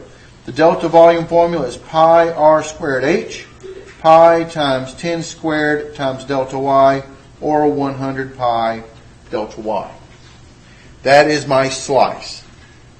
What is my water weight? 62.5. You should have that memorized. And also it is 1,000 kilograms per meter cubed, which makes water weight for the metric system 9,800 when you multiply times gravity. All right? And gravity is 9.8 in case they give you some other weird density here. Times 100 pi delta y. So work would be the sum of the change in force, which is 62.5, times 100 pi delta y, times, here's the key, what is the distance pumped? This was at an arbitrary y level. At this y level, where are we trying to pump the water to? Top of the tank. Based upon how I described my tank, where's the top of the tank at? So what's the distance I got to pump? 5 minus y. Top minus bottom. Classic calculus. Does that make sense? Apply calculus to this equation. 62.5 times 100 is 6,250. 6,250 pi, pulling my constant out. Summation turns into integration. 5 minus y, and the delta y turns into what? dy. Now here's the most important part about this guy. Here we go. What are my bounds? The bounds are where the water is originally. Not where it's going to, where the water is originally. Alright? Where's my water at? This thing was only 2 meters deep, right? So I'm going to integrate between what and what? 0 to 2. What would you integrate over? Again, trying to help you out for any final exam questions here. What would you guys integrate over if I said I only want to pump half the water out of the tank? No. When you pump water out of a tank, you remove the top half. Think about it. You don't want to pump it from the bottom. Even a straw goes into your hearted cup, and it fills all the way up to the top of the water level, and then you start sucking on it, so you're sucking it from the top. Think about it. You remove the top half. You would integrate between 1 and 2. If it says remove half the water, this is the kind of stuff they're going to do to you guys on the final exam. You integrate over the top half. Does that make sense? That's what you integrate over because that's what you would remove, and you would leave the bottom half just sitting there. You're not going to remove the bottom half and let the top half just float in space there. Think about it. All right, you're going to remove the top half. So that's just a thought. All right, now integrate this guy. Well, this one's pretty easy, but personally, by this time, I've definitely got my calculator. So the main thing about this one is setting it up. So I'm going to go ahead and use the calculator to integrate. So this would be 6,250. I'll leave the pi off. Math number 9, function integrate, 5 minus x, comma, 0, comma, 2. And I end up getting 50,000. Don't forget pi. What would my units be? Work. We're calculating work. And this was the English Standard System. It would be foot-pounds. 50,000 foot-pounds, which is answer A. Does that ring a bell?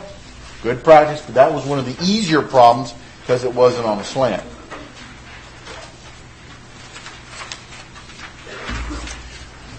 All right, cruising along here. Find the area of the finite region bounded by the curves y equals 4 minus x squared and y equals x, and round your answer to 1 decimal place. Find the area. So once again, I'm going to graph this guy. Y equals x, that's real easy. That's line 45 degrees. This other one, definitely want to use a calculator. Now calculator is becoming very handy on this thing. I want to graph 4x minus x squared. Now I'm going to hit a zoom standard on this thing. And there it is. So it comes up here, grabs this comes back over and goes this guy here. Y equals 4x minus x squared. Okay? And I'm going to go ahead and graph the other guy while I'm at it. Didn't mean to do that. 4x minus x squared and x. So there we go. There's the other guy, and that's pretty much what I wrote. Find the area bounded by the curves. What is the area bounded by these two curves that they're talking about? Clearly, it's this area right in here. I've got to have my bounds. This is 0. In case you ever need to show work, how do I get that point of intersection right there? Set the equations equal to each other. X is equal to 4x minus x squared. Pull everything to one side, subtract x from both sides. 0 equals 3x minus x squared. Factor out an x, leaves you with 3 minus x equals 0. So either x equals 0 or x minus 3 equals 0, which means x equals 3. Got to be bounded by 3. You could also use your calculator on this problem and hit second calculate intersection, first curve, second curve. Clear the origin hits, but right up there, it's definitely x equals 3. Does that make sense? Okay, so how do I figure out the area between two curves? Top minus bottom or right minus left. Being my functions are in terms of x, I have a distinct top bottom on this thing. So once again, I would do top minus bottom. So the area would be equal to the integral from 0 to 3 of the top function. The function on top is 4x minus x squared minus the region or the equation on the bottom, which is just x. Don't forget to put parentheses back here in case there's multiple terms, because that negative will distribute, a common mistake that a lot of students make. So this would be equal to the integral of, let's see here, 2x squared minus x cubed over 3. Well, actually, I could have combined like terms, but who cares? Minus x squared over 2, evaluated from 0 to 3. Plug in top, 2 times 3 squared minus 3 cubed over 3 minus 3 squared over 2, minus plug in bottom, and I'm off to the races in terms of punching numbers into my calculator here. This would have been 2 times 3 squared minus 3 cubed divided by 3 minus 3 squared divided by 2. I got 4.5. Did you guys get that? That's one of the answers. But I would also double check it on my calculator because, again, careless error will kill you on this exam. Math number 9, my function was 4x minus x squared minus x. I'm typing exactly the way I typed it in first. Comma x, comma 0, comma 3. 4.5. Yeah, I'm real happy with that. Does that make sense? Questions, complaints, comments? Okay, last one before we get to the free response. Here we go. Which of the following is true about the series? What kind of series is this guy? Alternating series. Now let's take a look at our answers. It's an alternating series. Series diverges to infinity, absolutely convergent, conditionally convergent but not absolute. That means it converges but by the via of the alternating series. Diverges to infinity, which is weird. Oh, wait a minute. One's infinity, one's negative infinity. All right. And the series is a geometric series. Is this thing a geometric series? No. Lord, no. Powers of n. That's clearly not an answer. All right. But things you can do in your head. But here's the deal. You got the words absolute convergence. When you have those kind of words on an exam, remember what I said before. When you have absolute convergence, you're testing for 3 things. Absolute convergence means take the absolute value of it, see if that converges or not. If that fails, then check for that alternating series by using the alternating series test to see if that's convergent. It's called conditional convergent when it's not absolute, but the alternating series test does tell you that the series converge.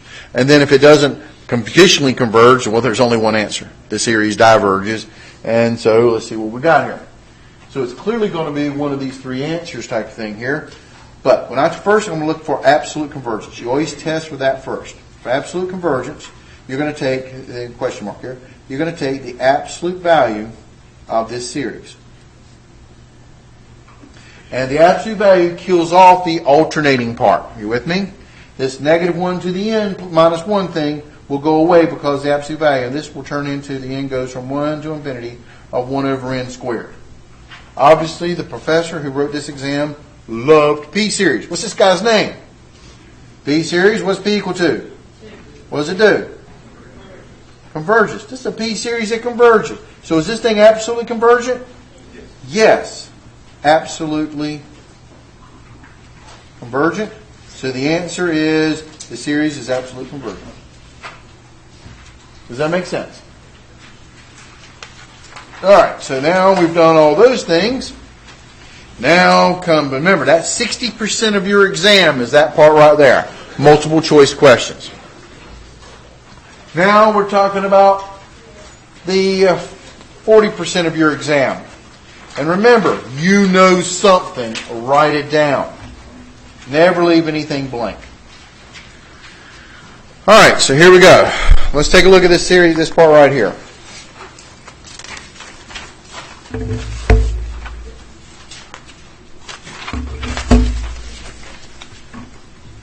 Part number 3. Remember, we're allowed to have a calculator. You're getting part number 2 and part number 3 at the same time. By this time, you probably have at least an hour more of the exam to go. We have, according to my calculations, 40 more minutes to go, but that's okay. I think I can do all these things in 40 minutes. Here we go. There's parts A, part B, and so forth and so on according to the exam, so you can do each one of them. 5 points. Here we go. Find the integral of this guy. If I did U-substitution, I would let U equal to 3x. 3u is dx, so but the problem is there's an extra x left over. Because of that x out front, this is a product, and U-substitution doesn't seem to be working. And I've seen this kind of problem before in the problems we've done in class. What kind of integral am I going to use on this guy? Integration by parts. Integration by part problem. Right off the bat. Integral of u dv equals uv minus the integral of v du. So on this particular problem, I'm going to let u equal to what? What am I going to let u equal to when I have x times e to the 3x? U should be equal to what? X, because you can get rid of it, and therefore du equals 1 dx. That also means that dv has to be equal to e to the 3x dx, And because we have these formulas memorized, you can integrate this in your head. What is the integral of e to the 3x dx? 1/3 e to the 3x. You got it? Now plug it into my formula. Remember, integral of e to the kx is 1/k e to the kx. A classic rule we have memorized. So this turns into u times v, x times 1/3 e to the 3x, minus the integral of v, which is 1/3 e to the 3x, times du, which is 1 dx. Cleaning this up, this is 1/3 x e to the 3x, minus 1/3 the integral of e to the 3x dx. And remember, the integration by parts is an offsetting integral, so now I just have to integrate this guy. But this is a real simple integral. It's, again, e to the kx. The integral of e to the kx is 1/k e to the kx. Does that make sense? So what's my integral of this guy? 1/3. E to the 3x, the integral is 1/3 e to the 3x.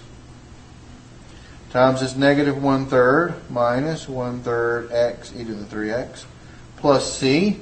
So the last thing I want to do is clean this guy up. This will be 1/3 x e to the 3x. And what is a minus 1/3 times a 1/3? Minus 1/9 e to the 3x plus c. Did I lose you guys anywhere? And notice I circled my answer. We who are on this committee to grade this mess really appreciate it. Now, a couple of things. As I mentioned this to you as you're copying this thing down, here's the deal. A lot of students got absolutely no points for this problem. It was so sad. Because we know what the TI-89 calculator can do. It's got that nice little integration button, and it has a symbolic manipulator on it. And I saw a bunch of folks take this problem, none of this, and just had that. And actually, the TI-89 factored out the e to the 3x and a constant as well, just to make it look real good. And you get absolutely no points for that. No work means no credit. Yes? Is that just a minus for the 1/3 x e to the 3x? Yeah. Minus negative 1/3? No. That's just minus. That's just me and my ink pen here. Okay. That's just a minus. Says minus right here. It's one. Minus, look above it. Minus 1/3 integral of e to the 3x dx. Integral of e to the 3x is 1/3 e to the 3x. And that was a minus because the formula has a minus in it. That came from the formula. Okay. All right. But you understand what I'm saying here.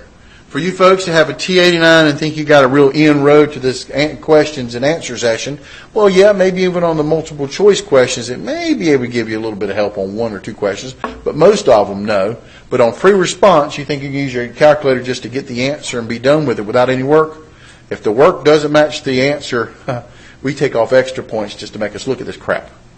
Show your work and get it right. You know how to do this stuff. This is the work we're looking for. What about the next one over here? What kind of integral would you use, what kind of method, would you use on the integrating this guy? Partial fractions. I got a nice big fraction where the denominator factors. What would you do, hint, hint, hint, if this was like an x squared, if I fold this thing out and they wrote it out like x squared plus x minus 2, that would have been the denominator folded out. And the numerator would have been 5x cubed plus 1. What would you have to do first? You got to do long division. Practice your long division. That's traditionally how they give it on this exam as well. The numerator will be a higher degree than the denominator. Then you would have to do long division on the problem, understand, and then do the partial fractions on the remaining fraction that's left over. But this one was nice. It was automatically factored for you guys. Try to save you some time here.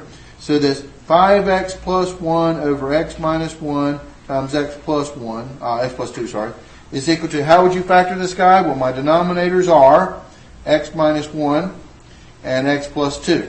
You with me? What would my numerators be?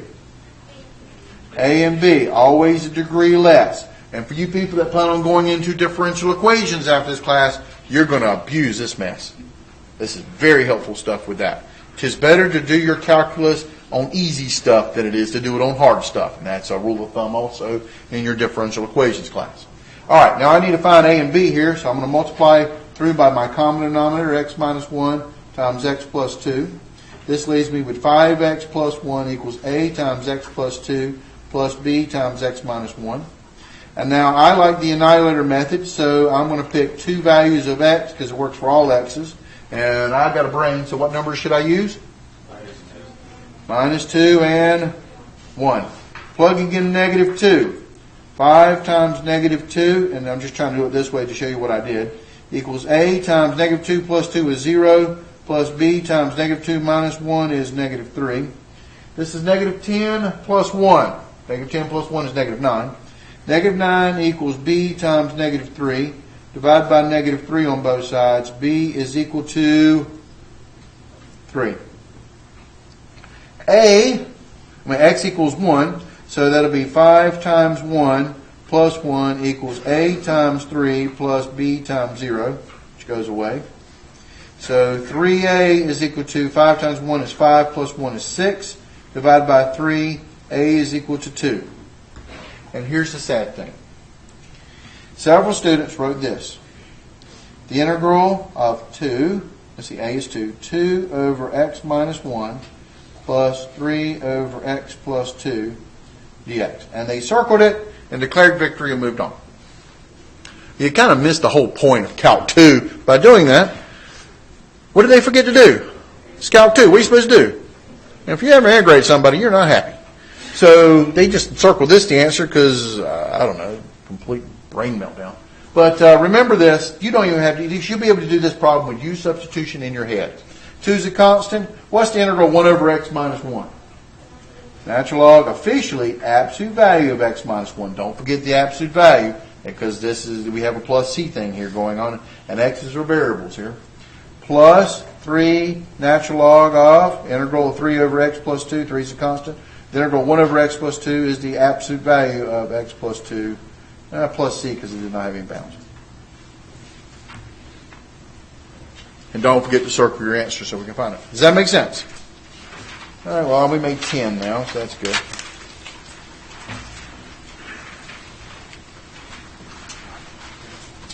Next problem is this. Sorry. Consider the region in the first quadrant, bounded by the curves y equals the square root of x, y equals 1, and the y-axis. And notice part A. So first off, let's draw our region here. Bounded in the first quadrant by the curves y equals the square root of x, which looks like this. Y equals the square root of x. A little region come out. Y equals 1. Y equals 1 is right here. Here's 1. Here's y equals 1. In the first quadrant, and the y-axis. Here's the y-axis. So we're clearly talking about this region here. That threw off a lot of people because they couldn't find what region they wanted us to integrate around. That's because they drew y equals 1 like this. And that completely killed them. You got to know how to draw. Got to know your functions. It goes back to college algebra and high school algebra 1 and 2. All right. So does that make sense? So this is y equals 1. That's horizontal. Y equals the square root of x and the y-axis, which is also x equals 0. Find the volume of the solid when it's rotated about the y-axis. So we want to rotate this thing about the y-axis. My function is in terms of x, and we want to rotate it around the y-axis. In terms of x, got square root of x right there. I've got the function in terms of x, and I want to rotate it around the y-axis. What method am I going to use? Absolutely. Shell method. Know your methods. Shell method formula, volume was equal to 2 pi times the integral of something what I call the point radius times top minus bottom dx. Volume is equal to 2 pi times point radius. Start with an arbitrary point inside your region and the distance between the arbitrary point and the axis of rotation. We're going around the y-axis here. And so this is x equals 0. This is an arbitrary point x. And this y-axis is x equals 0. So this would be right minus left, which would be x minus 0 or just x. Does that make sense and ring a bell for you guys? Times top function. What's the guy that's on top of my region? Y equals what? 1 minus what's the guy that's on the bottom of my region? Square root of x dx. Does that make sense? What are my bounds? Well, this is x, so I got to have x numbers. Clearly, this is x equals 0, And where do they meet up at? Y equals 1 equals the square root of x. 1 equals the square root of x, which makes x equal to 1. So that's got to be at the point 1. We're integrating between 0 and 1. So in terms of partial credit, first thing we're looking for is the form. I mean, you at least get 1 out of your 5 points for writing down the formula or something like that. And if you plug in correctly, you get 3 points now. Let's keep on going. Clean it up. Volume equals 2 pi integral of x times 1 minus, I don't do square roots, that's x to the half power, dx. So this is 2 pi times integral of x minus, when you multiply, you add exponents, so it'll be x to the what power? Very good. 3 halves dx from 0 to 1. And now I'm going to integrate, holding my 2 pi out front. Integral of x is x squared over 2, minus the integral x to the 3 halves is x to the 5 halves over 5 halves. Evaluated between 0 and 1. Running out of room, but that's okay. I'll help them out by giving them a little arrow here. Plug in top minus plug in bottom after I clean it up. Let me clean this up here. That'd be x squared over 2 minus 2/5 x to the 5 halves. Evaluated from 0 to 1. Fundamental theorem of calculus, plug in top. That'll be 1 squared over 2 minus 2/5 times 1 to the 5 halves. Minus 2 pi. When you plug in 0, that's awfully nice. You get 0. Completely knocks itself out. So this is going to give me equal to, well, let's see here. This is 1/2 minus 2/5. 1/2 minus 2/5 is equal to 0.1 or 1/10 times 2 pi times 2 equals 2/10 or 1/5, which is equal to pi over 5. Does that make sense? But don't forget your units. It's a word problem. You just calculated what? No, what does V stand for? Volume. You just calculated volume. What is my standard unit in volume? Units what? Units cubed. You calculated volume. Does that make sense? Questions, complaints, comments? All right. Keep going. Find the volume of the solid formed by rotating the region around the line x equals 1. Same region. So we back up here. They love to do this kind of problem for you. They give you one region. So if you can't get the graph on one region, you've just completely killed off 10 points. You understand? This is what happened to several students' paper. They picked the wrong region. You've got to be very definite in terms of I got y equals 1 and y equals the square root of x. Here's y equals 1. Here's y equals the square root of x. From 0 to 1, y-axis was here, and we're talking about this region here. They picked the wrong region. They grabbed it down here or something or other because they turned y equals 1 into x equals 1, and that was a real common mistake. And you understand, that didn't kill them on part A. That also killed them on part B. There's 10 points, of which they may have gotten just 2 points for basically probably calculating it right, but they got the wrong region, so basically they just jumped off of building off that problem. Okay, so here we go.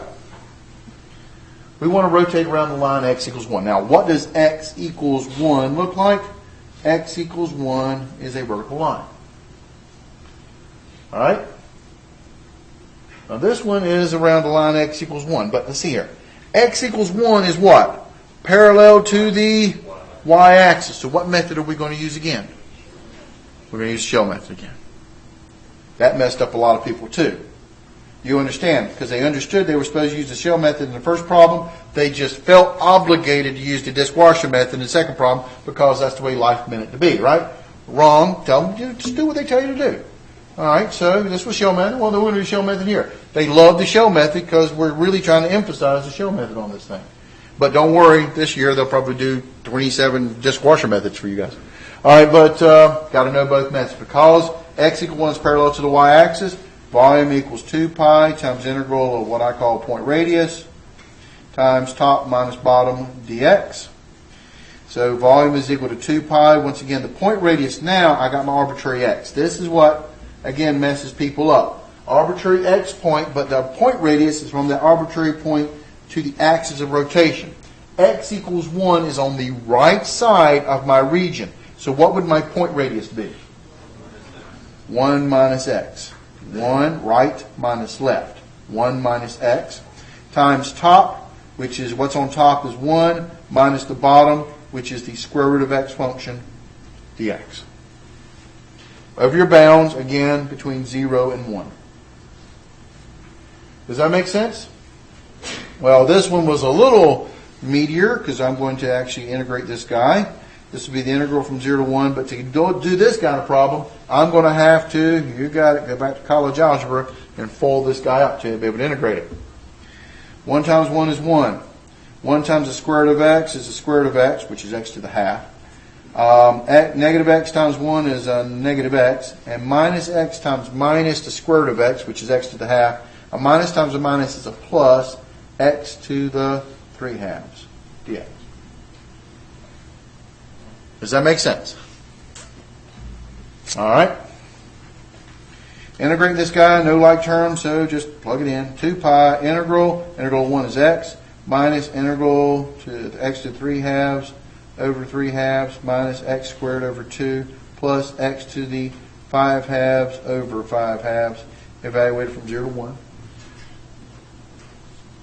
Clean it up. 2 pi x minus 2/3 x to the 3 halves minus x squared over 2 plus 2/5 x to the 5 halves from 0 to 1.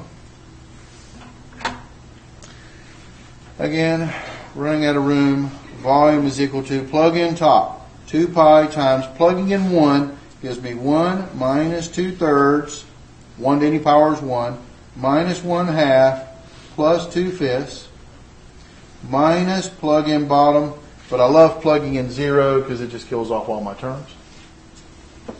So now I just put this on my calculator, which is equal to 1 minus 2/3 minus 1/2 plus 2/5, which is 7 over 30. So I got 2 pi times 7 over 30 when I did this part. And now times 2, just to clean up my fraction. 2 goes in 30 15 times, so the answer is 7 over 15 pi. Don't forget its volume, units cubed. Did I lose you guys anywhere? Does this make sense? Yeah. Once we get the part where you start forming, do we have to show all that work, or can we still just plug and chunk? What do you mean plug and chug? How would you integrate this thing without folding it? Well, yes, you could, as long as you set it up right here, because it didn't say use the calculator. But again, to show your work on this thing, I mean, this is fine. If you use your calculator and you got the right answer, I believe we did give you full credit on that one. Yeah, because it didn't specify show your work in terms of your integration. But the trick is what they were really looking for is really the setup. All right, so and definitely double check both these problems on your calculator. That's fine. But I was just trying to show you the rest of the way to how to do it if you want to show all your work and stuff. But definitely, regardless, one way or the other, you're in a calculator section, definitely use your calculator to check your answer just in case you're making careless errors someplace and you can't catch it. All right, number 3 here. Ask you this. Consider the region in the first quadrant bounded by the curves. I got y equals 1 over x cubed, and the lines x equals 1 and x equals 10 and the x-axis. So if I graph this thing on my calculator, 1 over x cubed looks like this.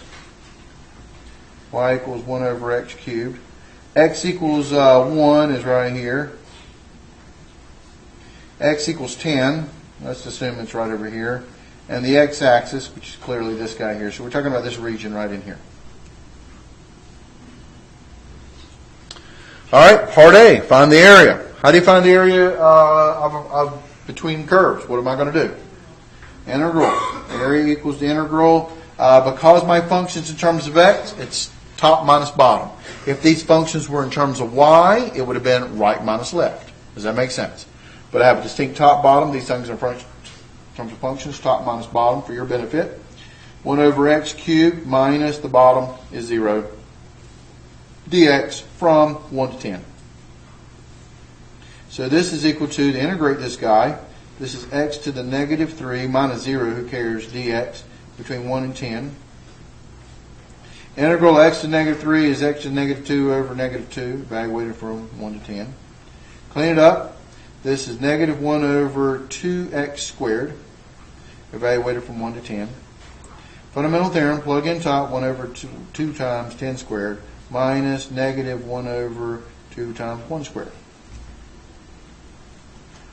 Plug fundamental theorem, plug in top minus plug in bottom. This is equal to negative 1 over 10 squared is 100 times 2 is 200. Minus minus is a plus, 1/2.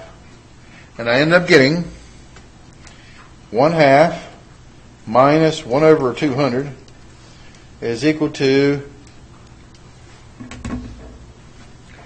0.495 for those people who love decimals, which we would have accepted, or 99 over 200. Either one, units squared. Does that make sense? Well, just about everybody that took Calc 2 could do that problem and didn't have a problem with it. It came down to this guy here. Find the x-coordinate of the centroid of the region. Left it blank. Say 50% of Calc students left it blank. Obviously, in my class, because I would have kicked their butts. But 50% of people, your counterparts in other people's classes, left it blank. Why? Because they couldn't remember the formula. But my students know this kind of stuff. So on the final exam, they had to have formula memorized. Remember, center of mass is x bar, comma, y bar. Let's just go through our rules, make sure we know how to get the center of mass. X bar is equal to, what was my formula? It's the moment about the y divided by the mass. Y bar is equal to the moment about the x divided by the mass. Okay? The mass, M, is equal to rho times pretty much the integral from A to B of top minus bottom dx. F of x minus g of x, if you want to write it like that. F of x minus g of x. But top minus bottom, because it's rho times area. This is the area. Top minus bottom. F of x minus g of x. Does that make sense? All right. The moment about the x-axis. What is the formula for the moment about the x-axis? What is it? You guys are awfully quiet. You're supposed to have this memorized. What is it? Rho divided by 2 times integral from A to B of f of x squared minus g of x squared dx. And what is the moment about the y-axis? Rho times integral from A to B of x times f of x minus g of x dx. And I used f of x, g of x because that's the way the book did it. But remember, in my notation, f of x is top minus g of x would be the bottom, tops and bottoms. Does that make sense? This is dx. They could mess you up and try to turn this thing on its side. In that case, you're going to do rights and lefts. Does that make sense? However, this wouldn't have changed, but this guy would switch formulas if I did try to do it dy. Does that make sense? Because this is the moment about the x-axis, so this is the tendency to rotate around the x-axis. But if the function is in terms of y, you'll notice that this is the dishwasher method, this is the shell method.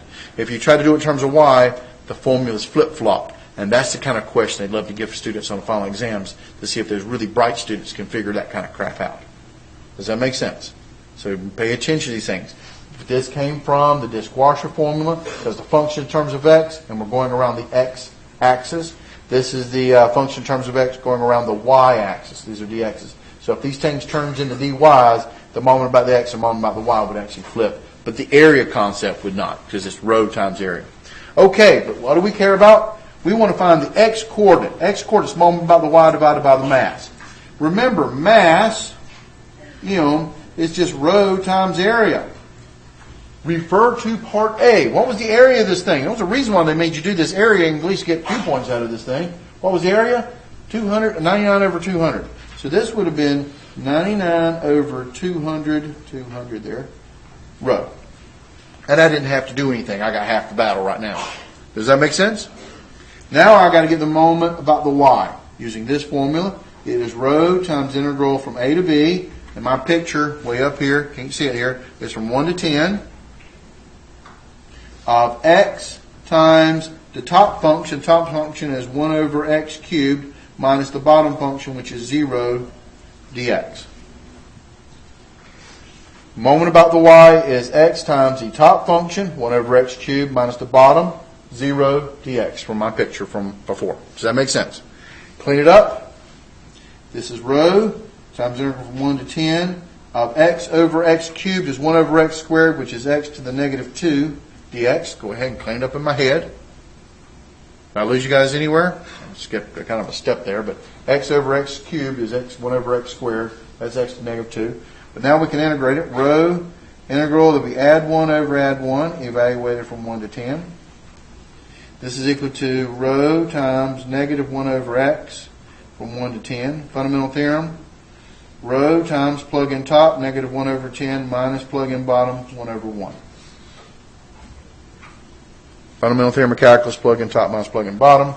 This is going to give you rho times negative 1/10 plus 1, which is equal to rho of 9/10. So, the moment about the y is 9/10 rho. Well, yeah, what was the question? What is the x-coordinate? The x-coordinate is the moment about the y divided by the mass, which is 9 over 10 rho divided by the mass, which was 99 over 200 rho. So the rho's clearly do what to each other? Cancel. And when you invert and multiply 9 over 10 times 200 over 99, 9 goes to 99 11 times, 10 goes into 200 20 times. The answer is 20 over 11. X bar was equal to 20 over 11. That was my x-coordinate. Does that make sense? All right, let's take a look at the next guy then. Oh no, how are we going to manipulate? Love to do this kind of problem, so do definitely pay attention to this guy. This is your classic power series representation and how they like to clean this stuff up.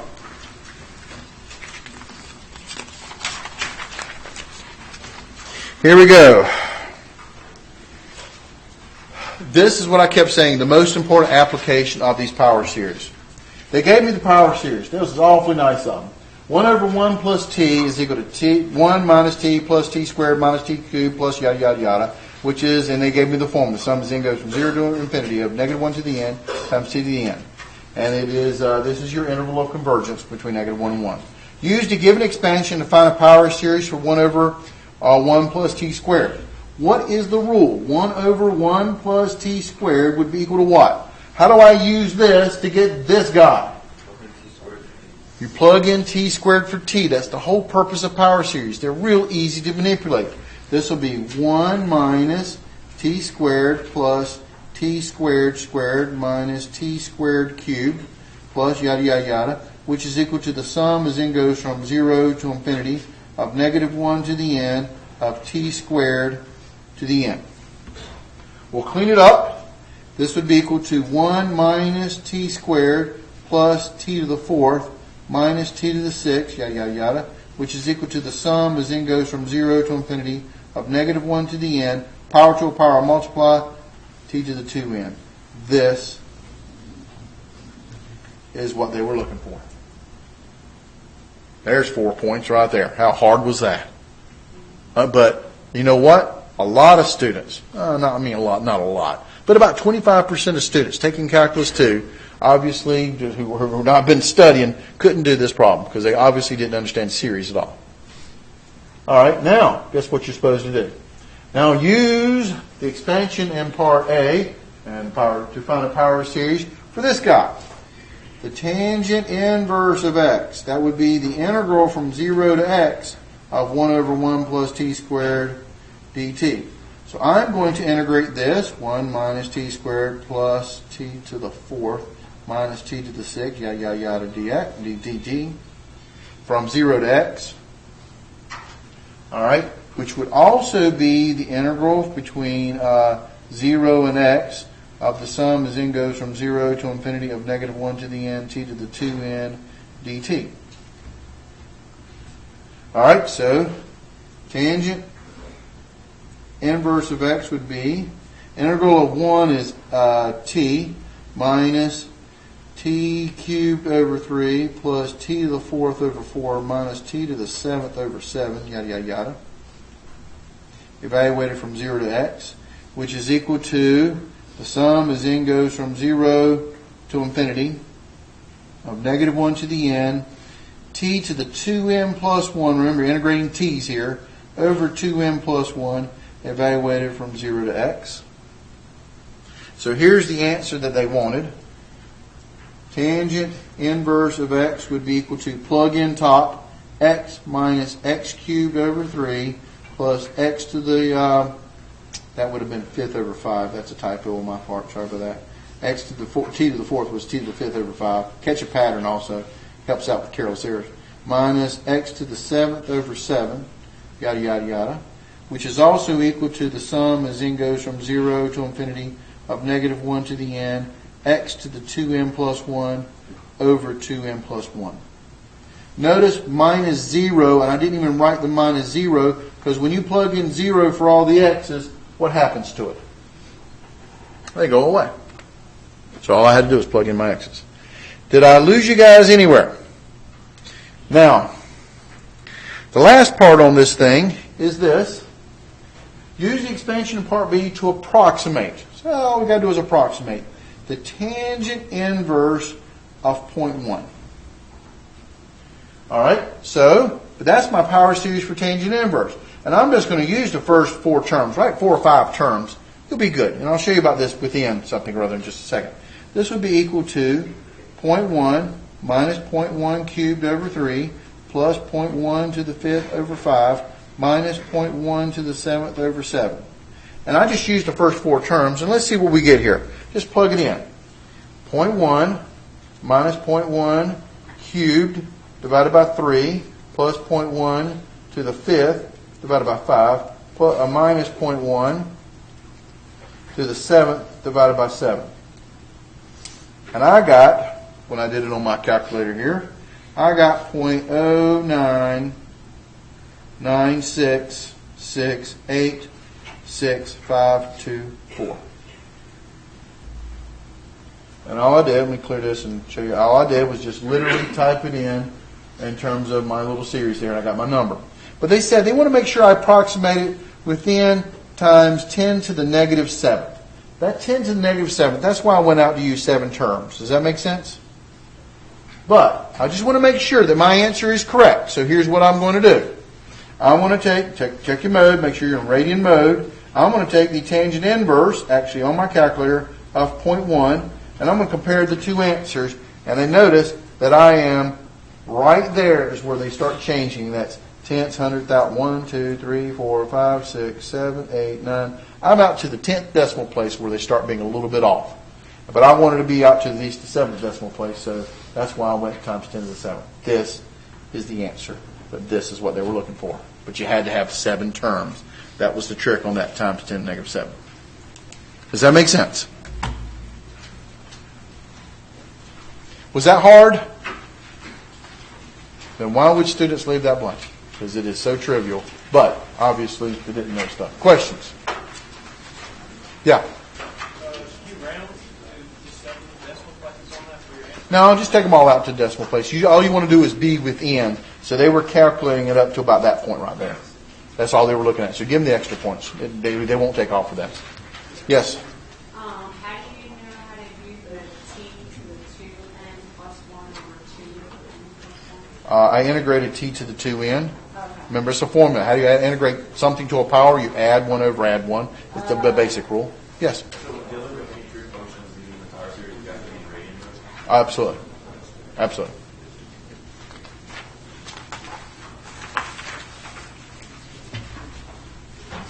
Uh-oh, here's one.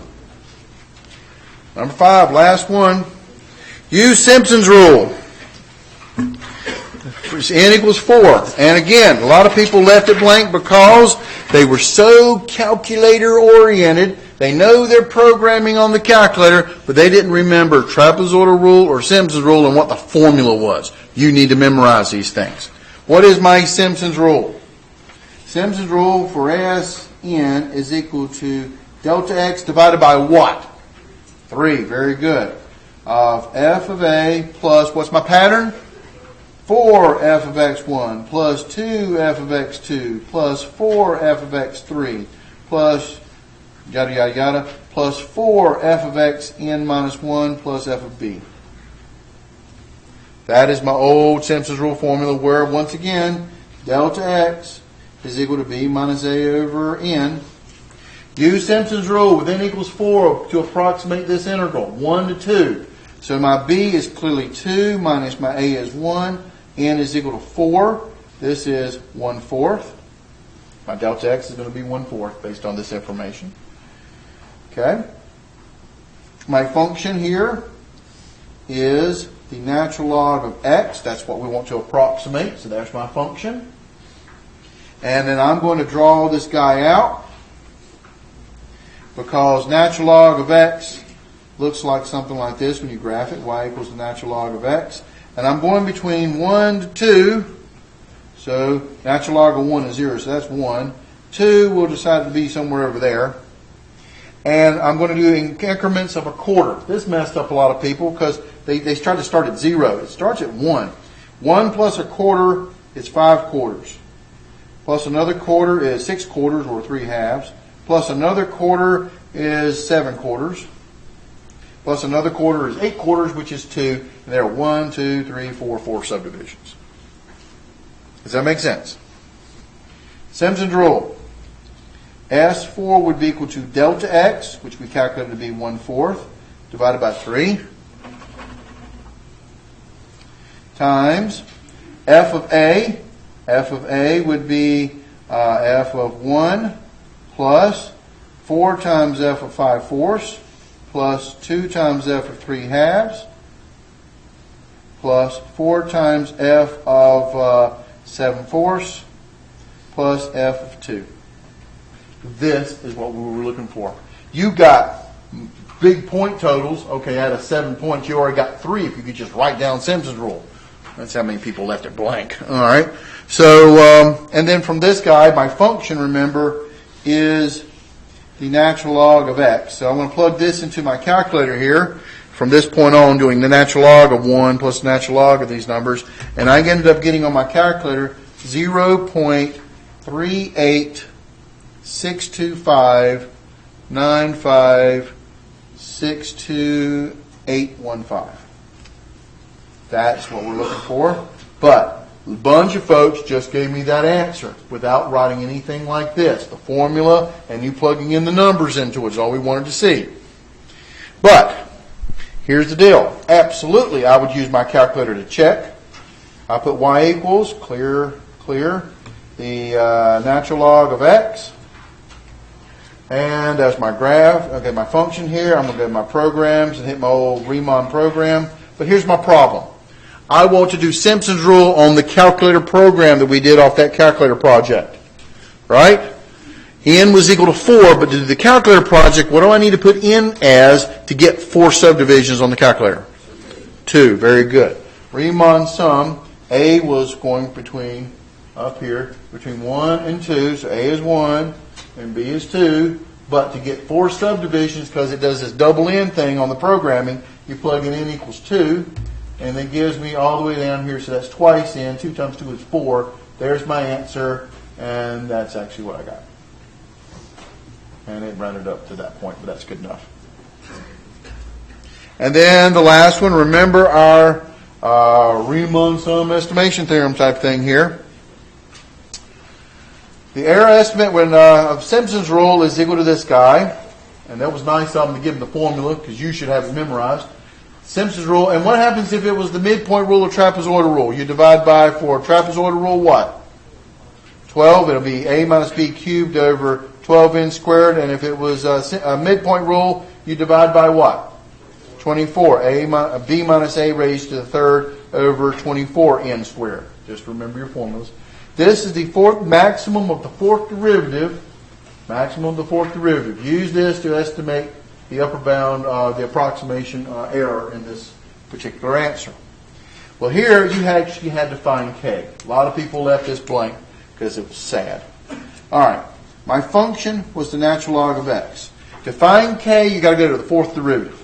What is derivative natural log of x?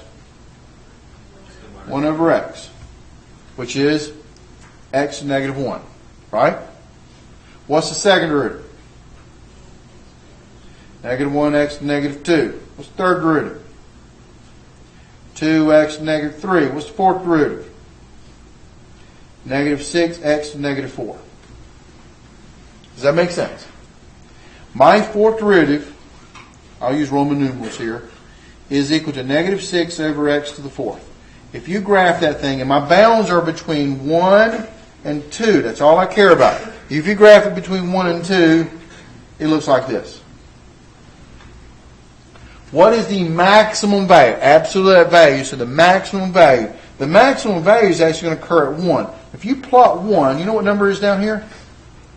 1 to the fourth is 1. Negative 6 divided by 1 is what? Negative 6. This is the farthest point away from the x-axis.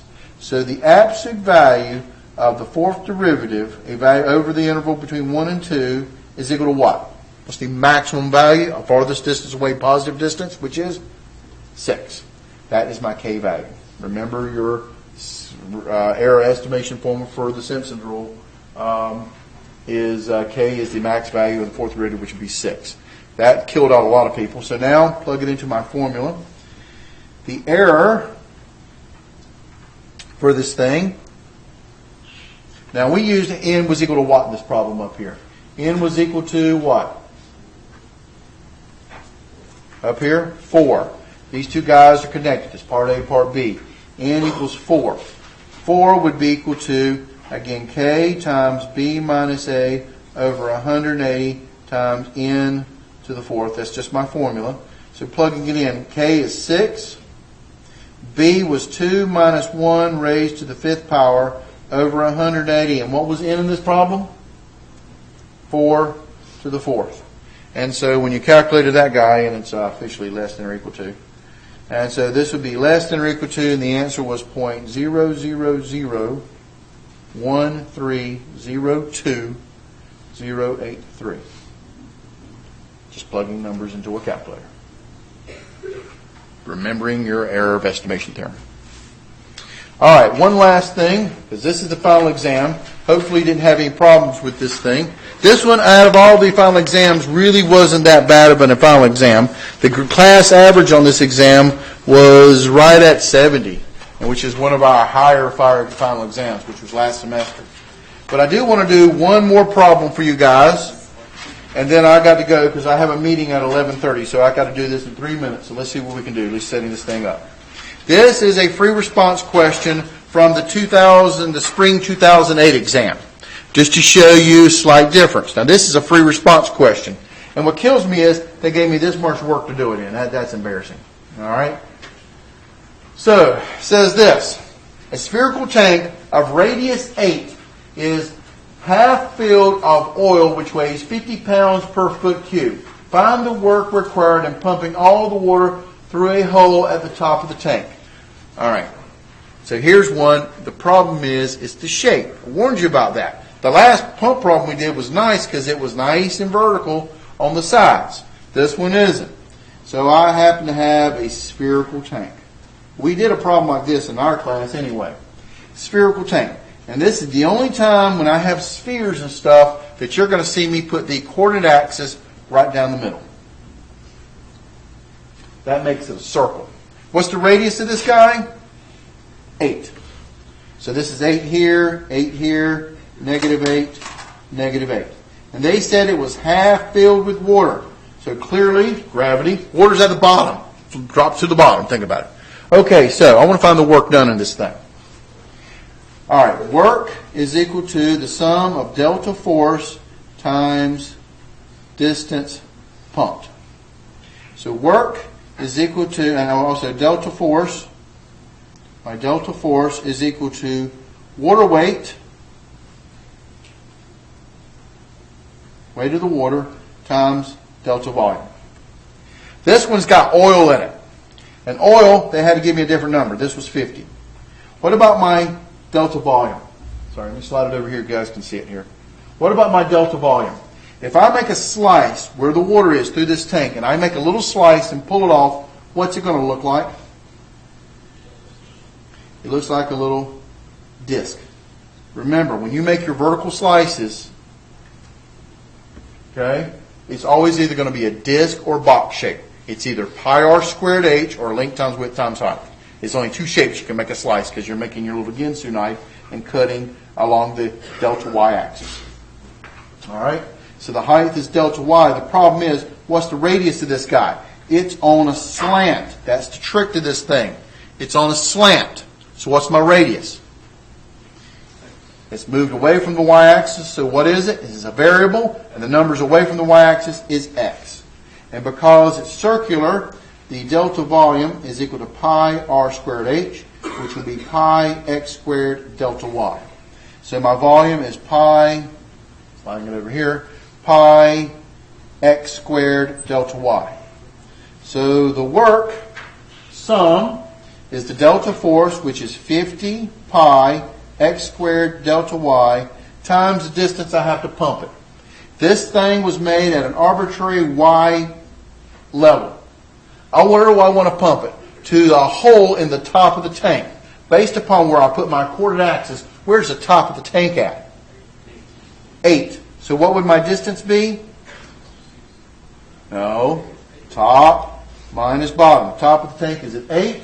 But this was an arbitrary y level that we made our slice at. So distance is top minus bottom, which is 8 minus y. 8 minus arbitrary y. Distance. Putting it into calculus, this is 50 pi integral of x squared times 8 minus y. Delta y turns into dy, and I got a huge problem. This is the standard problem, to remind you guys on how many problems we did like this. We have a standard huge problem. And that huge problem is very simply, it's on a slant. I have to have the equation of this game. But because I put my coordinate axis at the bottom, a thing you should memorize from college algebra, this is a circle. This is what is it's not the straight lines like we used to do in these other problems. This problem is special because the outside edge is a circle. What's the equation of a circle? X squared plus y squared equals r squared. X squared plus y squared equals r was 8. 8 squared. So that tells me x squared plus y squared equals 64. That also tells me x squared is equal to 64 minus y squared. Does that make sense? So work is equal to 50 pi times integral of x squared, which is 64 minus y squared, times the distance pumped, which was 8 minus y dy. And the last thing is, where am I going to integrate from? Where's the oil at? Where? Based upon negative 8 at the bottom to where? It was only half full.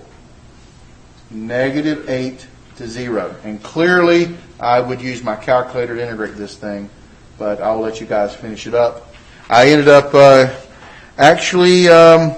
what they wanted to do was find the work, and like I said, I would just use my calculator to crunch these numbers out and stuff, but that's the big setup on this problem. I hope this thing helped out for you guys, and don't let this be the only exam you guys do all semester long. And I will see you guys tomorrow at 7:30, and where's our exam at? Stores where? 110. See you guys then.